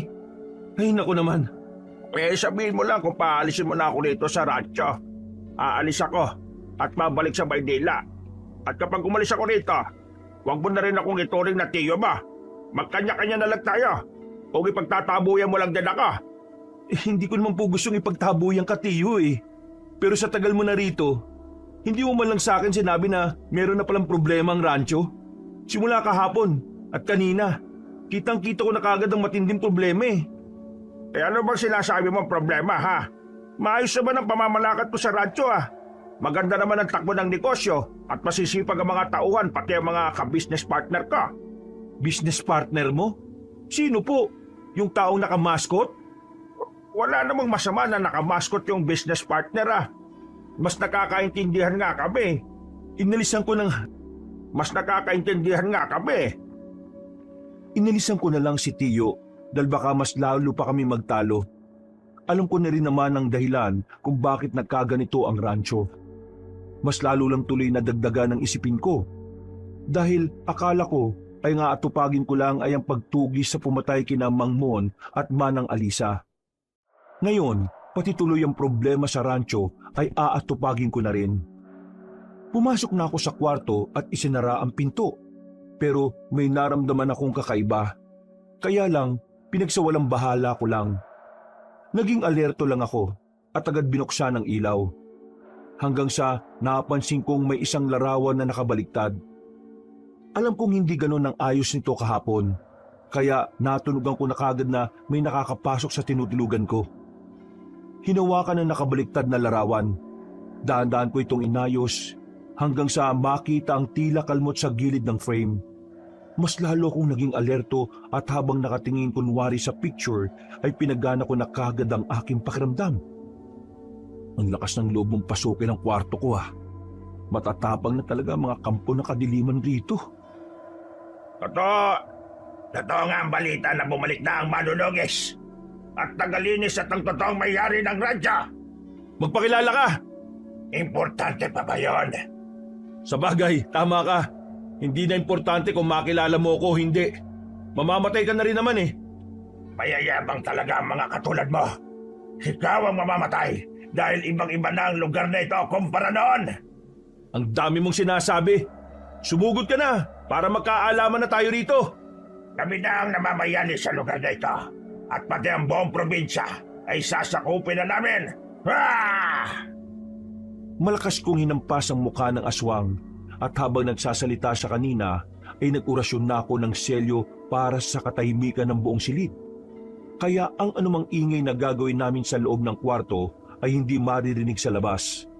Ganon din na hindi namin maririnig ang anumang nasa labas. Bukod dito ay hindi walang sino mang makakapasok at makakalabas na alagad ng kadiliman sa ginawa kong selyo. Gumulong-gulong ang aswang palapit sa bintana. Dumugo kagad ang pagmumukha niya at sumuka ng itim na dugo. Pagkatapos ay umangil siya sa akin. Saka biglang umungol ng malakas na parang nagtatawag pa ng backup. Sige lang, umungol ka ng umungol, aswang, hanggang mawala ka ng boses. Dahil kahit anong gawin mo, walang makakarinig at sasaklolo sa'yo. Kanino ko pa sinelyuhan ng kwartong to? At walang kahit sino makakalabas o makakapasok dito. Nang wala akong paintulot. Wala rin makakarinig sa atin dito. At kahit sa labas, hindi natin sila maririnig. Dahil sa sinabi kong yon, ay nakita kong nataranta ang aswang. Nagpunta siya sa bintana at sinubukan lumabas pero tumalsik siya paloob na parang nakuryente. Umusok ang katawan niya at iika-ika siyang tumayo habang takot na humaharap sa akin. Sabi ko naman sa iyo, di ba? Ikaw ang pumasok sa sarili mong kamatayan. Kaya humanda kang aswang ka. Papatayin kita. Huwag ka nga magpatawa. Tingnan mo nga yung sarili mo. Maganda ka ng mamatay. Peste kang aswang ka. Umikot siya at patakbong pumunta sa pintuan sa pagbabaka sakaling makakatakas doon. Pero katulad sa bintana ay tumalsik lang siya pabalik at lalong naging sugatan. Kitang-kita ko na mas lalo siyang natakot. Kaya wala na akong inaksayang oras. Hindi ko na pinatagal ang buhay ng aswang. Sumugod ako at pinasan siya sa magkabilang balikat. Pagkatapos ay binali ko ang leeg niya hanggang sa mawalan ng buhay. Pagbagsak sa sahig ay idinikit ko kagad ang kwintas na may asul na hiyas. Dahilan upang unti-unting matunaw ang katawan niya at mag-alaabo sa hangin. Napabuntong hininga ko at nahiga sa kama na parang walang nangyari. Pero ang totoo ay nag-aalala rin ako sa mga kasama ko sa labas ng selyo. Katulad na lang ni Tio Cuenca, Aling Celia at ilang pang trabahador na hindi pa rin naging aswang. Inalis ko ang lahat ng laman ng isip ko hanggang sa makatulog ako ng payapa. Kinabukasan, pagkatapos magkape, ay naglibot-libot na ulit ako sa rancho para magmasid. At katulad kahapon, nakaengkwentro na naman ako ng mga nayanggaw na aswang. Pero sa pagkakataong yon, ay hindi lang isa kundi nasa 4 na sila. Naglaban kami malapit sa sapa kung saan liblib din at walang masyadong tao. Namumukhaan ko pa naman ang ilan sa mga kalalakihan na alam kong matagal na ring nagtatrabaho sa amin. Tanda ko sila nung bata pa ako at dito pa nanirahan. Pero wala akong magawa kundi ang labanan sila. Nang matalo ko at mapatay ang 4, may nakita kong pasimpleng nanonood sa akin mula sa hindi kalayuan. Nang mapansin niya ako, ay dali-dali siyang tumakbo palayo. Hinabol ko siya pero nawala na kagad pagdating sa gilid ng sapa. Hindi ko na sinundan ang nasabing nilalang pero alam kong aswang din siya dahil naramdam ko. Sino kaya ang isang yon? Mas malakas ang puwersa ng kadiliman na bumabalot sa kanya kaysa sa ibang nakaengkwentro kong aswang. Lumalala na talaga ang sitwasyon dito at lantara na sila kung umatake. Baka pag pinatagal ko pa ito mas marami pang madamay na inosente kasama ng tiyo ko pati ang iba pa sa asyenda. Ay, kailangan ko na talaga siyang katagpuin. Hindi na po pwedeng ganito. Dapat matapos na ang problema rito sa lalong madaling panahon. Naglibot-libot pa ako sa buong rancho para mas makita kung gaano nakalawak ang kadilimang bumabalot doon. Hanggang sa maisipan kong umalis na muna. Hindi ko sinabi kay Tio Cuenca o Aling Celia na aalis ako. Hindi rin ako nagpaalam. Nagpunta na nga ako sa kabundukan para hanapin at sadyain ang dati kong guro na si Mang Jaek. Matagal pa naman kaming wala ng komunikasyon at medyo limot ko na rin ang lugar. Pero salamat na lang din sa malakas kong pakiramdam, Kabanong, dahil natunton ko pa rin ang lungga niya. Ang bahay niya ay nasa gilid ng bundok, lampas sa baryong bihira ng puntahan ng mga tao. Wala itong kahit na anong bakod o gate katulad ng sa rancho. Isang maliit na kubong kahoy lang ito na parang anumang oras ay guguho. Pero ang totoo ay mas matibay pa ito sa rancho o kahit sa mansyon ko sa Luzon. Ang mga ganitong bagay, lalo na ang isang guro, ay hindi basta-basta bumibigay. Habang nakatingin sa nasabing kubo ay napapaisip ako. Hindi ko rin kasi alam kung paano haharap kay Mang Jaek. Kaya mo to, Cyrus. Matagal ka nang nakatayo riyan. Kung magnanakaw ka, napakahina mo namang magnakaw kung ganon. Kanina ka pa nahuli ng may-ari kapag ganyan. Mang Jaek, hindi ka pa rin po talaga nagbabago. Ganyan ka pa rin po bumungad. Kina, pumasok ka na rito. Bago ko pa mapansin ng mga umaaligid sa labas. Opo, salamat po. Pagpasok ko sa loob, ay nakita ko siyang nakaupo sa sahig, nainom ng mainit na tsaa, na parang walang nagbago sa mundo. Pero kapansin-pansin na nagbago ang mga mata niya. Mas malalalim na ito at ramdam kong mas mabigat. Para bang may matagal na siyang hinihintay at dumating na yon. Okay lang po ba kayo? Bakit ganyan ang kulay ng mga mata niyo? Namumuti na. Kahit anong pilit kong pabagalin ng pagtanda ko, wala naman akong magawa Pero ayos lang po ba talaga kayo? Kahit malabo na ang paningin ko, dahil sa mga konsekwensya ng kapangyarihang itim, may sapat na lakas pa naman ako. Pero huwag ang tungkol sa akin ang pag-usapan natin, Cyrus, kundi ang tungkol sa iyo. Alam ko kung bakit ka naparito. Yung rancho po? Alam ko ang nangyayari sa rancho. Pero humihingi ako ng tawad sa iyo pati sa mga yumao mong magulang dahil huli na nang madiskubre ko ito. Matanda na ako para sa labanan, Cyrus. Hinihintay ko na lang talaga ang pagdating mo na mabigyan mo ng pansin ang nangyayari rito. Kasalanan ko rin Hindi ko dapat pinagkatiwala ng gusto kay Tio Cuenca ang rancho. Hinayaan niyang nakabukas ang gate, kaya malayong nakakapasok yung mga kampo na kadiliman. Marami na kagad akong nakalaban at naging lantara na sila. Nagbalik po ako dito para harapin ang pumatay kay Mang Mon at Mang Alisa. Pero Ganito na pala ang maabutan ko. Mas malala pa sa inaasahan. Nabalitaan ko ang nangyari kay Mona Talisa, kaya ikinalulungkot ko yon.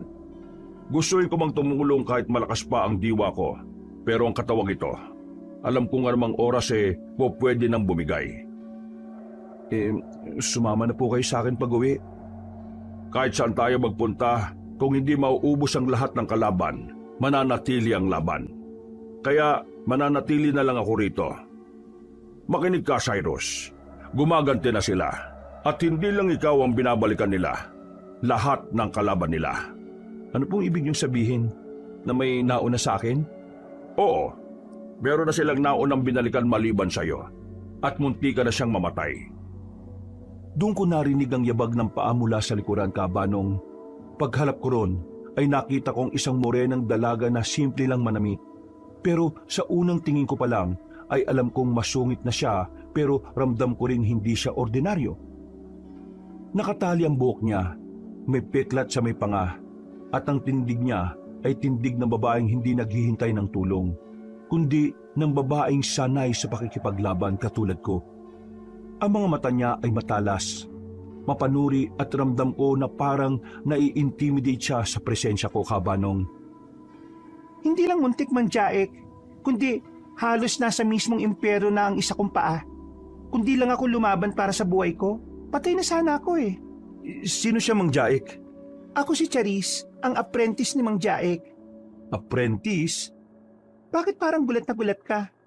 Hindi ka ba sanay na makakita ng babae? Gusto mo bang subukan ng lakas ko? Pwede tayo maglaban ngayon din. Hindi naman yun ang ibig kong sabihin eh. Mang Jaek, sino po ba yun? Yun ba yung may-ari ng rancho na sinasabi mo? Oo. At may dahilan kung bakit kayo pinagtagpo ng tadhana. Kailangan niyo ang isa't isa. Lalo na ngayon. Hindi ko siya kailangan. Ay wow! Wala rin naman akong sinabi na kailangan ko siya, Mang Jaek. Same lang kami. Mabuti kung ganon. Mas maigi kung ngayon pa lang, aalis ka na. Sa itsura mong yan, halata namang hindi ka magtatagal eh. Aba, sobra tong babae na to ah. Mang Jaek, sigurado kayong naging estudyante niyong lalaking yan? Eh sa itsura pa lang niya eh, na pinanganak na may gintong kutsara sa dila eh, halatang malamya eh. Hoy, babae, sumusobra ka na ah. Kulang pa nga yung mga sinabi ko. Dahil kayong mga mayayaman, alam ko ang galawan ng mga katulad niyo. Huwag mo akong hinuhusgahan dahil hindi mo ako kilala. Itsura mo pa lang, kahus-kahus ka na eh. Kung gusto mo, magkasubukan na lang tayo eh. Cyrus! Charis! Tama na! Nanahimik na kami at napatingin na lang kay Mang Jaek. At doon ko unang nakita na parang nabitak sa tapang na meron si Charis. Nasabi ko na lang sa sarili ko na kahit mataray at medyo mapanghusga, ay may tinatago pa rin siyang bait sa katawan. Sadyang may topak lang talaga ang mga babae. Pinaupo na kami ni Mang Jaek at nagsimula siyang magkwento patungkol sa mga nangyayari. Kung paanong nagsimula at unti-unting lamunin ng kasamaan ng rancho. Kinwento niya rin ang tungkol kay Charis. Kaya ko nalaman ang buhay ng masungit na babae. Hindi siya taga-rancho, pero ang lugar na yon ang kumuha sa kanya ng lahat. Ang pamilya niya ang unang nakipagkasundo kay Tio Cuenca na para sa magandang trabaho.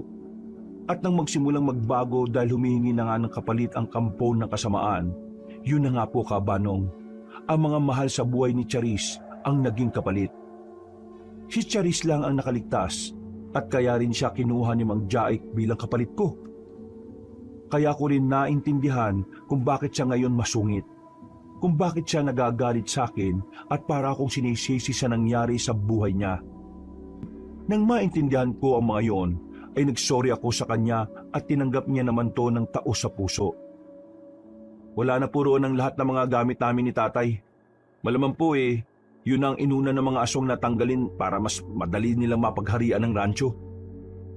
Kung sinasabi niyo po na nagtatago lang din sa lugar na yon ang pinuno ng mga aswang na naghahari-harian doon, kailangan ko talagang bumalik.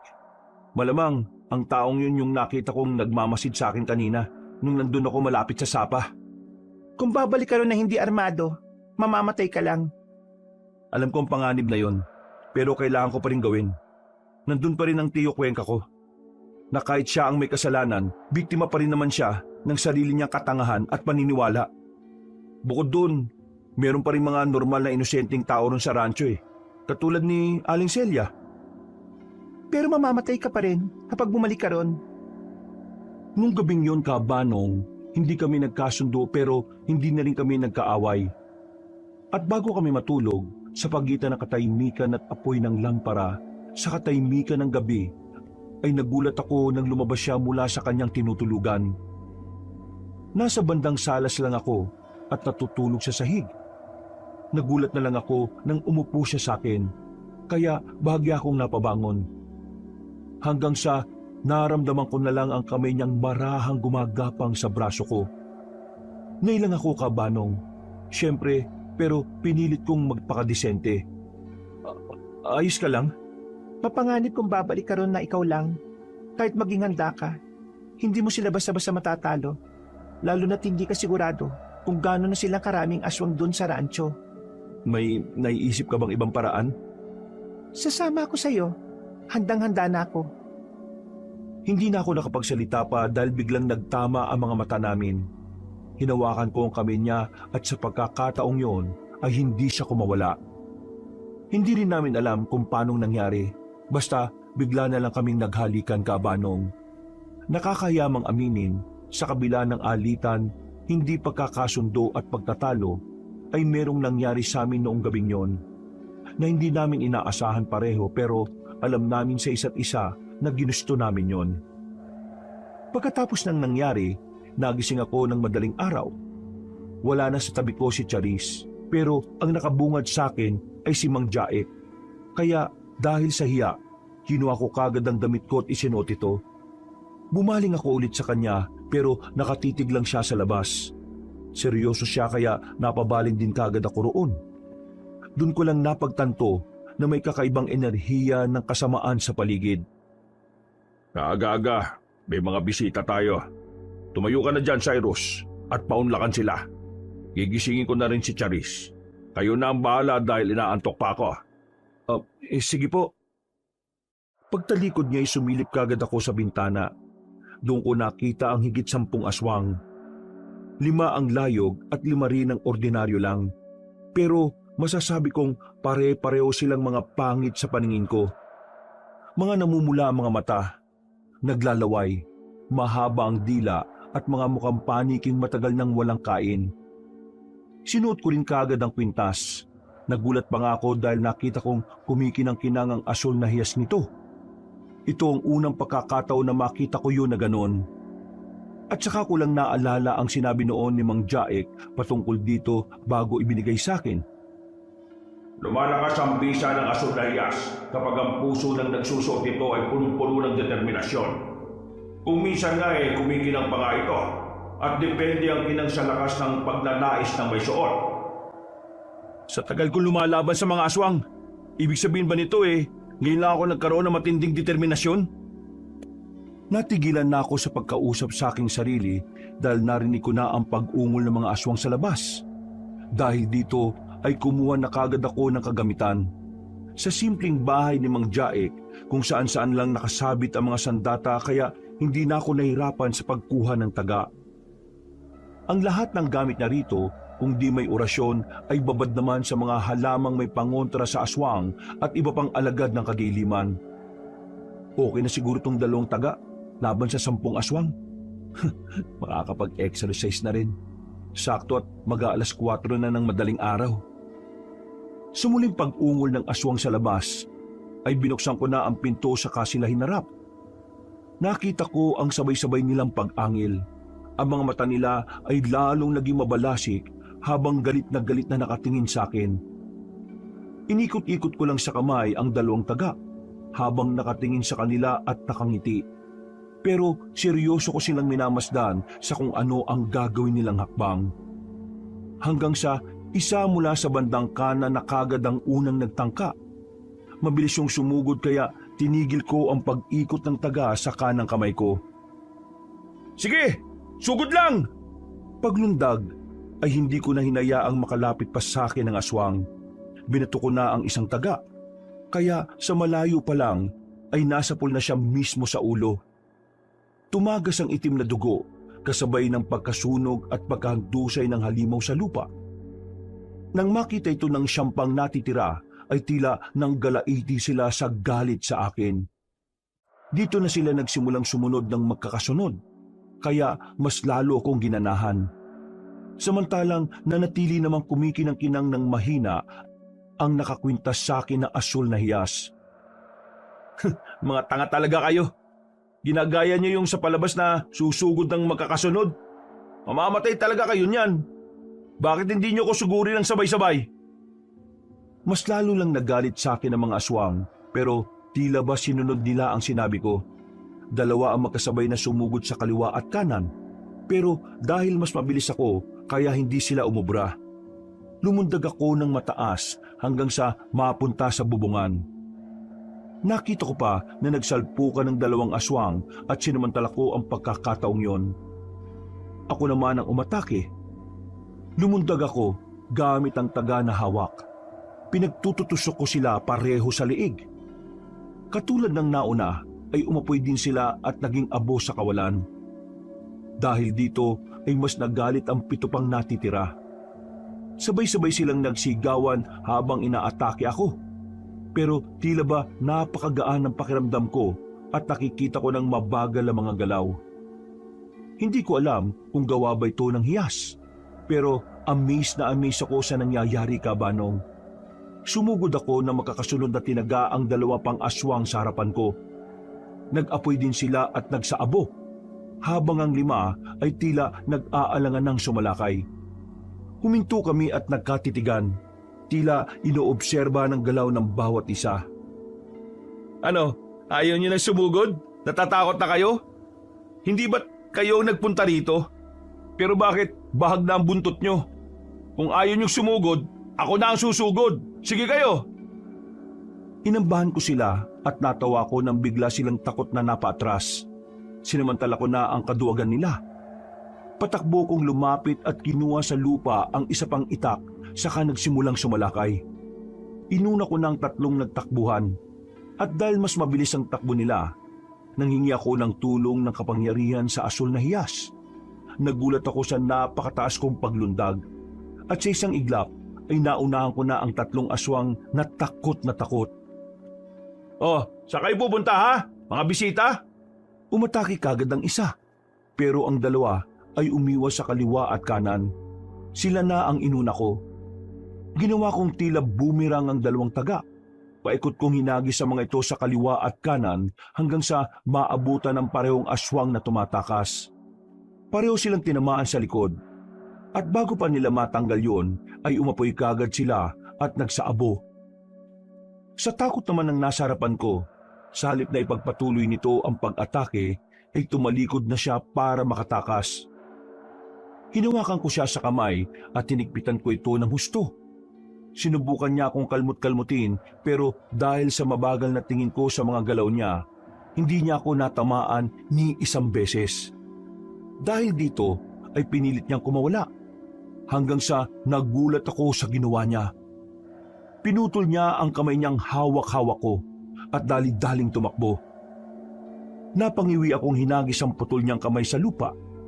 Pagkatapos ay tumakbo ko para habulin siya. Nakita ko rin ang 2 pang natitira na kitang-kita ang takot sa mga muka. Nilundagan ko na ang putol na kamay at malakas na sinipa sa ulo. Pagkahandusay niya sa lupa ay nabali ang kanyang leeg. Saka ko hinawakan ng asul na hiyas at nilapat ko sa katawan niya. Naging abo rin siya katulad ng iba pa. At ang makita yun ng 2 pang natitirang aswang, umangil sila ng umangil sa galit. Magkakasunod na alulong yon, hanggang sa maramdaman ko ang kakaibang ihip ng hangin. Alam ko na nagtatawag pa sila, kaya bago pa dumating ang mga bagong aswang ay pinatay ko na sila pareho. Pagkatapos ay binalikan ko ang 2 taga kanina. Pagdampot ko sa mga ito ay saka ko napansin sa paligid ang mapupulang mga mata na unti-unting lumilinaw. Halos nasa 20 aswang ang dumating sa panawagan ng napatay kong 2 aswang kanina. Maganda-gandang laban to. Huwag mong sabihin sa akin na sosoloin mo lang tong laban. Uy, gising ka na pala. Si Mang Jaik. Kanina pa siya tulog. Pinagmamasdan lang kita kanina. Hindi na sana kita tutulungan pero marami-rami yan kaya mukhang hindi mo to kakayanin. Mukha pa rin ba akong mahina para sa'yo?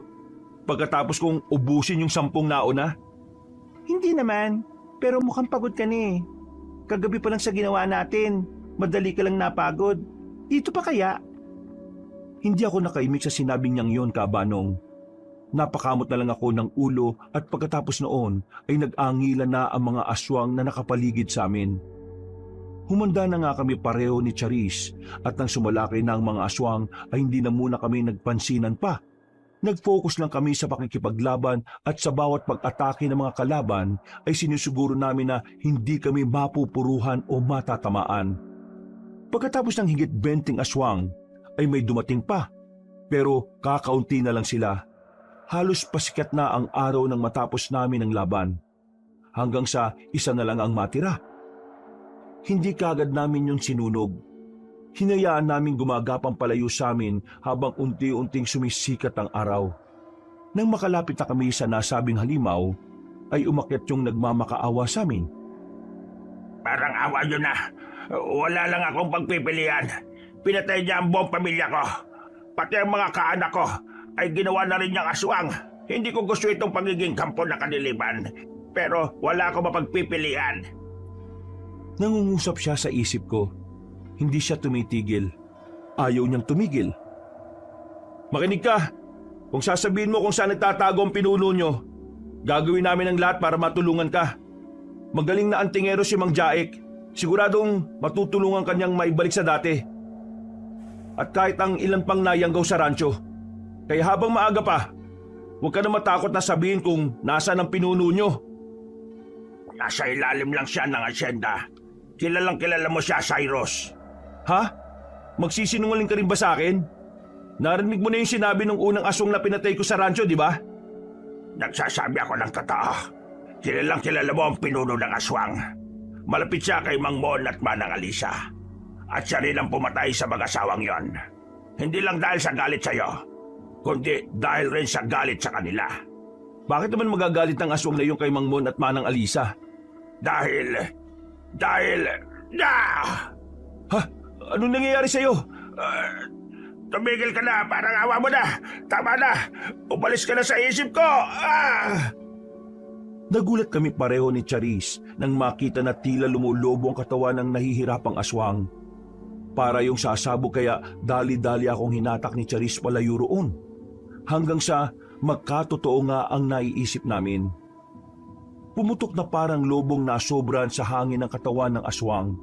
Kaya hindi na nito nasabi ang gusto nitong sabihin. Sino yung sinasabi ng aswang na yon? Na pinuno ng aswang na malapit kay Mang Mon at Manang Alisa? Wala talaga akong ideya eh. Malalaman lang natin ng totoo kung pupunta tayo sa ilalim ng asyenda nyo. Oo, gano'n na nga. Kailangan na natin pumunta ron. At huwag na tayo mag-aksaya ng oras. Tara na! Nagpahinga na muna kami saglit habang sikat na ang araw. Naikwento na rin namin kay Mang Jaik ang tungkol sa revelasyong ito. Pero wala rin naman siyang ideya. Dahil sa mga nangyari, pinagplanuhan naming mabuti ang lahat ng gagawin. Nang makapaganda na, ay hindi na kami nag-aksaya ng panahon. Madaling araw nang bumalik kami sa rancho. 3 kami, ako, si Charis at si Mang Jaik. Sa totoo lang, Kabanong, ay ayaw na naming isama sana ang guro, pero nagpumilit talaga siya. Nag-aalala lang daw siya sa amin at siniguro naman niyang hindi siya magiging sagabal sa amin. Isa pa, kailangan din talaga namin siya para sa mga inosenteng tao na ililigtas doon sa rancho. Napakakalmado na ng oras na yon, pero hindi to tipikal. Halata sa badya ng paligid ang bumabalot na kadiliman. Ang ulap ay makapal at tinatakpan nito ang bilog na buwan. Pabor naman sa akin ang ganoon dahil masanay akong gumalaw kapag pareho kaming bulag ng kalaban. Pagpasok sa bukas na gate, huminto kami sa gilid ng dating kamalig. Mabaho ang paligid at nangangamoy ang lansa ng kalaban. Naging mapagmatsyag kagad kami hanggang sa may isang lalaking dumating na parabang lasing. Pero alam na naming hindi ordinaryo yun. Dahil sa amoy ng paligid, hinayaan lang namin maglakad ang lalaki hanggang sa makarating sa harap namin. Namumula ang mga mata niya, pero halata mo ring ayaw niya ang nangyayari sa kanya. Ramdam ko ang matinding takot sa sistema niya, kaya umahon na kagad ako. Inatake ko siya at tinampas siya sa batok hanggang sa mawalan na ng malay tao. Ano ginawa mo, Cyrus? Bakit hindi mo na lang siya pinatay kaagad? Bagong yanggaw lang ang isang ito. Kitang-kita ko sa mga mata niya na ayaw niya itong nangyayari sa kanya. Mang Jaek, matutulungan mo ba ang taong to? Mang Jaek, huwag niyo pong sabihin na tutulungan niyo talaga ang aswang na yan. Hindi pa siya ganap na aswang. Bagong yanggaw lang siya, Charis. Bago man o hindi, ang aswang ay aswang, Cyrus. Dapat silang mamatay lahat. Oo, tama na. Baka magtalo na naman kayo sa halip na mga aswang ang kalabanin natin baka kayo pa ang maglabanan ha? Sorry po, Mang Jaek. Sorry rin, Cyrus. May punto ka naman, Charis. Ang bagong nayanggaw ay may tuturing na ring aswang. Nakatikim na sila ng sariwang dugo at karne o kahit hindi pa. Pero tama rin si Cyrus. Hanggat kaya nating iligtas ang sinuman, ililigtas natin dahil minsan din naman silang mga naging tao. Iwan niyo na ako dito sa kamalig. Gagawa ko ng orasyong proteksyon para walang makapasok dito nang hindi ko pinapahintulutan. Kung makakakita kayo ng mga tao, dito niyo na sila papuntahin kagad. Pagkatango namin ni Charis, ay nagpaalam na kagad kami kay Mang Jaek. Sinadya namin pumunta sa isang malaking bodega. Naalala ko kasi na may sikretong daan doon pababa sa ilalim ng asyenda. Doon ako madalas dumadaan kapag tumatakas sa bahay, nung ayaw ko pa ang obligasyon sa bahay. Pagpasok ko doon ay kitang-kita ko ang matinding pagbabago. Ang mga haliging kahoy ay may ukit na parang kinayod mula sa loob, at ang lupa sa paligid ay tila paulit-ulit na tinatakpan at ginagawang libingan. Nagkatinginan kaming matapos makapagtanto kung ano ang lugar na yon. Nagukay ako kaagad hanggang sa makita nga ang ilang piraso ng mga buto ng hayop at meron ding bungo ng tao. Ginagawa nilang libingan ng lugar na to. Malamang, dito rin nilang nilibing ang mga buto ng mga magulang ko. Sorry ulit sa nangyari sa mga magulang mo. Nalulungkot ako at dito pa mismo nangyari yun sa rancho. Naintindihan ko naman na wala kang kinalaman sa mga nangyari. Kaya hindi mo na kailangan mag-sorry. Maraming salamat. Tara na. Hindi pa ako tapos magsalita na may gumalaw sa kanan. Isang aninong mabilis, mababa at halos dumikit sa lupa. Sumunod ang isa pa at isa pa. Pero hindi sila sumugod kaagad na parabang sinusukat nila kami. Mga aswang, humanda ka! Hindi ko na hinintay ang pagsalakay ng mga aswang sa paligid. Habang si Charissa ay nagmamasid at nakikiramdam, humakbang ako pasulong at inilabas ang itak na matagal ko nang hindi ginagamit. Mabigat ito, hindi sa timbang kundi sa alaala. Ito ang sandatang ginagamit ko sa tuwing may tinutugis na aswang at ngayon ko naman siya gagamitin sa pagtugis ng aswang sa sarili kong rancho. Biglang bumungad sa akin ang isang aswang. Umatake pa siya mula sa likuran sa pag-aakalang hindi ko makikita. Umiwas ako at sinampal ang mukha ng umatake. Narinig ko ang paglagutok ng mukha niya bago ko pa man makita ang pagbagsak niya. Hindi ako huminto. Siniko ko siya at sinigurong hindi na makakatayo bago ko itinusok sa dibdib niya ang itak panugis ko. Tila inabot ng aswang ang kamay niya sa akin. Pero bago pa yun makarating sa mukha ko ay naging abo na siya. Sa kaliwa ko naman ay mabilis na kumilos si Charis. Napakatahimik ang galaw niya na kahit ako ay nahirapang mapansin. Nakita ko na mabilis siyang pumasok sa isang sulok at sinipa ang tuhod ng isang aswang. Saka sinaksak pababa ang talim sa leeg. Hindi siya nagtagal. Hinila niya kagad ang sandata at umatras saka lumipat sa susunod pang kalaban. Maiksi ang galaw niya, praktikal at walang paligoy-ligoy. Patay kagad ang sinumang dumaan sa palad niya. Pero nagsunod-sunod na ang pagdating ng mga aswang galing sa lagusan sa pababa sa ilalim ng asyenda. Charis, may 3 aswang sa kanan mo! Isang orasyon ang ginawa ko. bilang proteksyon sa amin at naging dahilan nito kung bakit muling nagliwanag ang asul na hiya sa kwintas. Nagpatuloy sa pakikipaglaban si Charis. Ako naman ay inilapat ko kagad ang kamay ko sa dingding ng bodega. Naramdaman ko ang pagdaloy ng kapangyarihan sa paligid, kahit ang mga paparating na aswang ay naggulat at natakot. Nang mabuo ang selyo sa buong bodega, ay sumalakay na rin ako ulit sa mga natitirang kalaban. Nang maubos na sila, ay nakita kong nagpagpag na lang si Charis na parang hindi man lang nahirapan. Anong orasyon yung ginawa mo kanina? Para saan yon? Para walang makalabas na aswang mula rito. Hindi pa ba naturo sa iyo yun ni Mang Jaek? Hindi pa. Hindi pa ako biyasa sa orasyon at wala pa akong hiyas na katulad ng sayo. Pero kaya kong lumaban gamit ang lakas at mga sandata. Okay. Nasaan ang sinasabi mong daan papunta sa ilalim ng asyenda? Nandun. Wala na kami inaksayang oras, Kabanong. Bumaba kaagad kami hanggang sa marating ang pinakailalim. Doon ay mas bumigat ang aming pakiramdam. Halatang may lumalakas na puwersa ng kampon ng kadiliman.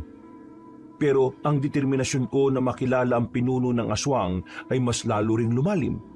Kaya ang liwanag ng hiyas ay mas lalo ring lumalakas. Ito ang nagsisilbi naming ilaw sa dilim. Nang nasa pasilyo na kami ng ilalim ay mas tumindi pa ang negatibong enerhiya. Mas ramdam na talaga namin ito. Kahit hindi nagpapalata si Charis ay alam kong kinakabahan na rin siya. Nakikita't nararamdaman ko yun sa kanya. Hanggang sa makarinig na naman kami ng pag-ungol ng mga kalaban. Sa isang iglap ay may sumulpot ng mga aswang. Wala na kaming inaksayang oras. Sumugod ako at tinamaan ng tadyang ng isa. Ramdam ko, Kabanong, ang pagbaon ng tali at ng pag-urong ng laman ng aswang. Umungol siya at sinubukang pumapit sa akin. Pero tinulak ko ang ulo niya palayo at sinaksak ulit sa dibdib ng maraming ulit. Hanggang sa makita ko na siya na unti-unting nagiging abo. Bago pa lumagapak sa lupa ang aswang, ay wala nang natira rito. Lumingon ako kay Charis. Humihingal na siya pero naubos na rin niya ang mga kalabang kaharap niya. Ayos ka lang? Inihingal ka na. Hindi ko rin alam kung bakit. Madali lang naman patayin yung mga aswang pero yung mabigat na pakiramdam, nakakaubos ng enerhiya. Parang inaagaw nito yung lakas ko Halika, lumapit ka sa akin. Anong gagawin? Ha? Hindi ko na siya pinatapos ng sinasabi niya. Niyakap ko siya ng mahigpit at saka nagbigkas ng orasyon ng proteksyon.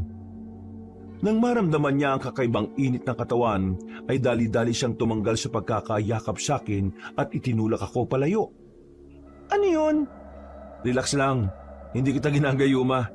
Orasyon yun ng proteksyon laban sa negative energy. Kumusta na ang pakiramdam mo? Gumaan nga. Nawala yung hingal at pagod ko. Salamat Walang anuman.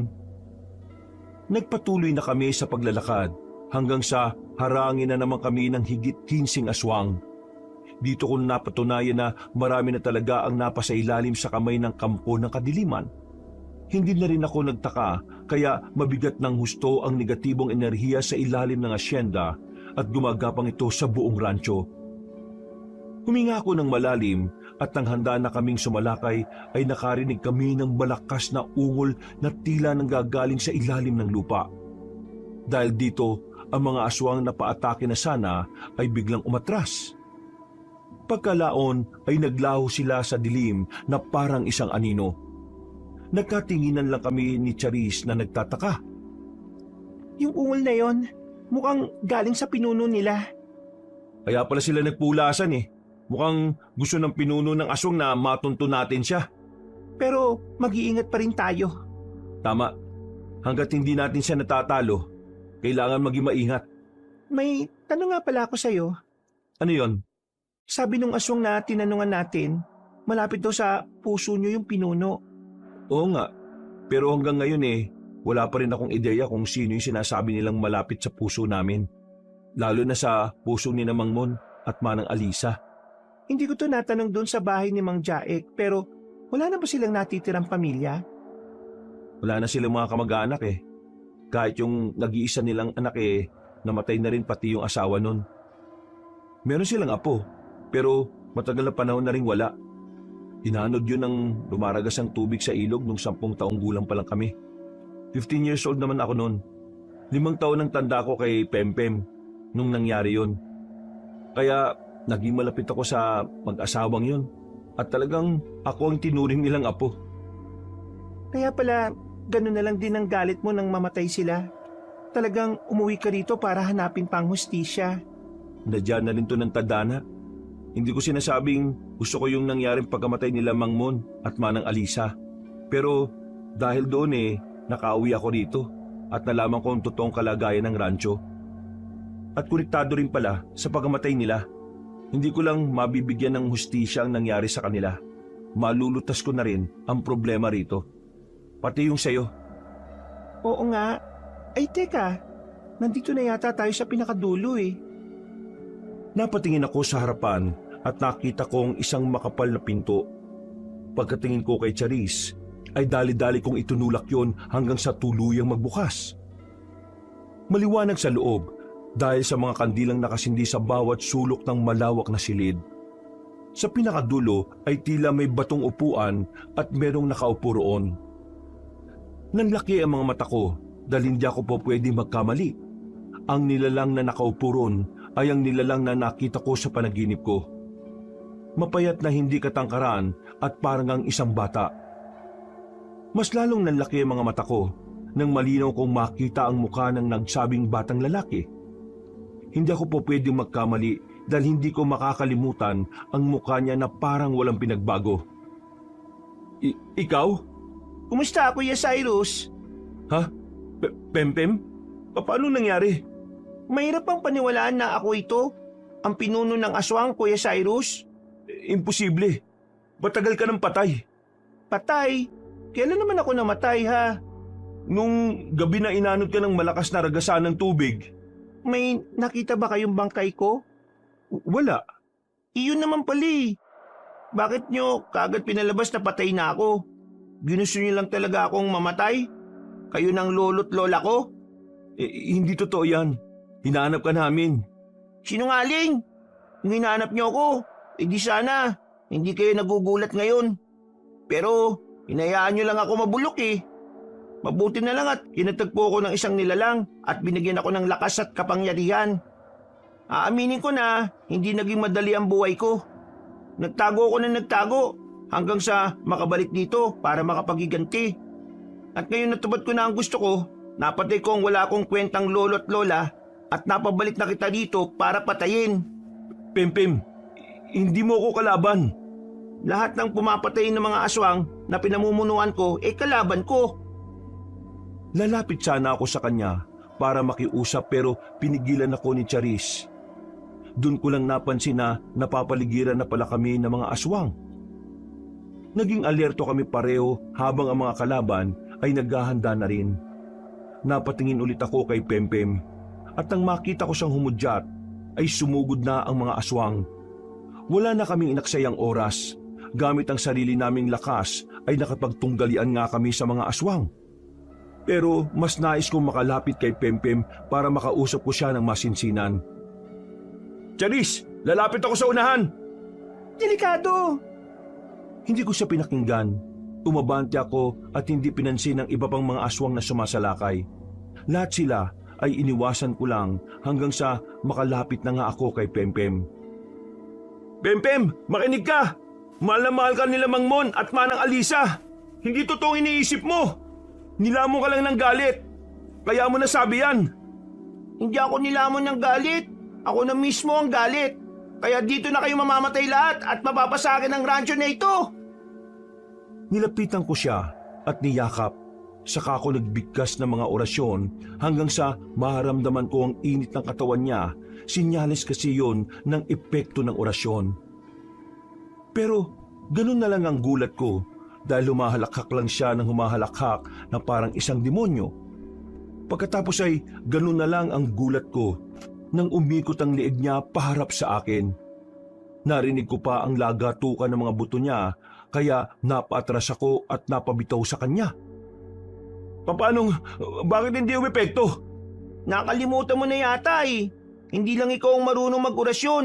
Malakas na kapangyarihan ang binigay sa akin ng demonyo kaya hindi niyo ako matatalo.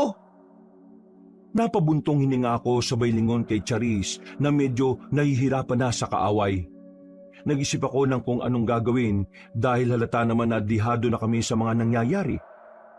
Napahawak na lang ako sa asul na hiyas hanggang sa maaalala ko ang isang bagay na sinabi ni Mang Jaek tungkol ulit dito. Ang asul na hiyas na yan, siya mismo ang pumili sa'yo. Wala kang hindi kayang gawin at kapag ginamit mo ang buong kapangyarihan nito, ang tanging kapalit nito ay malaki. Makakaya mo bang gawin yon para makapagligtas ang hindi lang isang buhay? Napabuntong hininga ako sabay lingon kay Charis na medyo nahihirapan na sa kaaway. Nag-isip ako ng kung anong gagawin dahil halata naman na dihado na kami sa mga nangyayari. Napahawak na lang ako sa asul na hiyas hanggang sa maaalala ko ang isang bagay na sinabi ni Mang Jaek tungkol ulit dito. Ang asul na hiyas na yan, siya mismo ang pumili sa'yo. Wala yang hindi kayang gawin. At kapag ginamit mo ang buong kapangyarihan nito, ang magiging kapalit nito ay malaki. Makakaya mo bang gawin yon para makapagligtas ng hindi lang isang buhay? Napaigpit ang hawak ko sa kwintas hanggang sa bigla na lang itong kuminang ng ubod lakas. Dito rin kabanong nabuo ang isang mabigat na desisyon. Muli akong napatingin kay Charis at naisip ko rin ang kalagayan ni Mang Jaek. Kaya hinigit ko ang kwintas at patakbong sumugod kay Pempem. Sinunggaban ko siya at pareho kaming napahiga. Pagkatapos ay sapilitan kong ipinalunok sa kanya ang asul na hiyas. Siniguro kong malulunok niya talaga ito hanggang sa mangyari na nga. Maya-maya pa, napatras ako nang makita siyang bigla na nangingisay-ngisay. Nagliwanag ang katawan niya hanggang sa tila magsabog yun ng liwanag sa buong paligid. Napapikit ako at napadapa. Biglang tumahimik ang paligid. Pagkadilat ko ay nakita kong unti-unti nang nagiging abo ang katawan ni Pempem habang tila inaabot ang kamay ko. Sinubukan ko siyang lapitan pero huli na dahil nalusaw na sa hangin ang katawan niya. Ganon din ang mga aswang nakalaban ni Charis. Pagkatapos nito ay biglang nawala ang mabigat na pakiramdam na bumabalot sa buong lugar. Nagapi namin ang pinuno ng aswang pero malaki ang naging kapalit kabanong. Dahil hanggang ngayon po ay hindi na ako makalakad. Ito ang naging kapalit ng pinili kong gawin. Naka-wheelchair na lang ako ngayon at kahit gaano ako kayaman ay hindi ko magamit ang perang yon sa pagpapagaling sa aking karamdaman. Tinanggal ko ang lahat ng maluwag sa dibdib. Ang inisip ko na lang ay nailigtas namin ang rancho at ang iba pang mga taong kasama ni Tio Cuenca na si Aling Celia at ang iba pa. Sa ngayon po'y kami na ni Charis ang pumalit kay Mang Jaek dahil patay na siya. Gamit ang aking kayamanan, tumutulong pa rin ako sa mga nangangailangan lalo na kung patungkol sa hindi pangkaraniwan. Nawa po'y nagustuhan niyo ang aking kwento. Maraming salamat sa pakikinig at pagpalain tayong lahat ng Panginoon. Huwag nawa tayong mawala ng pananalig sa Diyos na buhay. Mga kabangers, mga kayanggaw, bago tayo magwakas, nagpapasalamat po ako sa lahat ng mga sumubaybay sa bago nating kwento na ito ngayon.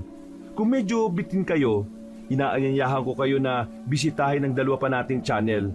Ang Pamela Clamil Channel kung saan nagnanarate ako bilang si Lolo Pael at ako rin bilang si Kabanong. At bisitahin nyo rin ang bagong-bagong channel natin na Kabanong version 2.0 kung saan meron na itong mga moving images kaya meron na tayong napapanood habang nakikinig tayo ng narration na meron ng music and effects. Kaya mas maganda, hindi ba? Sana po'y huwag niyong kalimutan na mag-subscribe para makasama kayo sa first 100,000 subscriber ng channel na yon. At para hindi kayo mahirapan na maghanap, ilalagay namin sa pin comment ang mga links ng nasabing video. Hanggang sa muling mga kwento, wakas!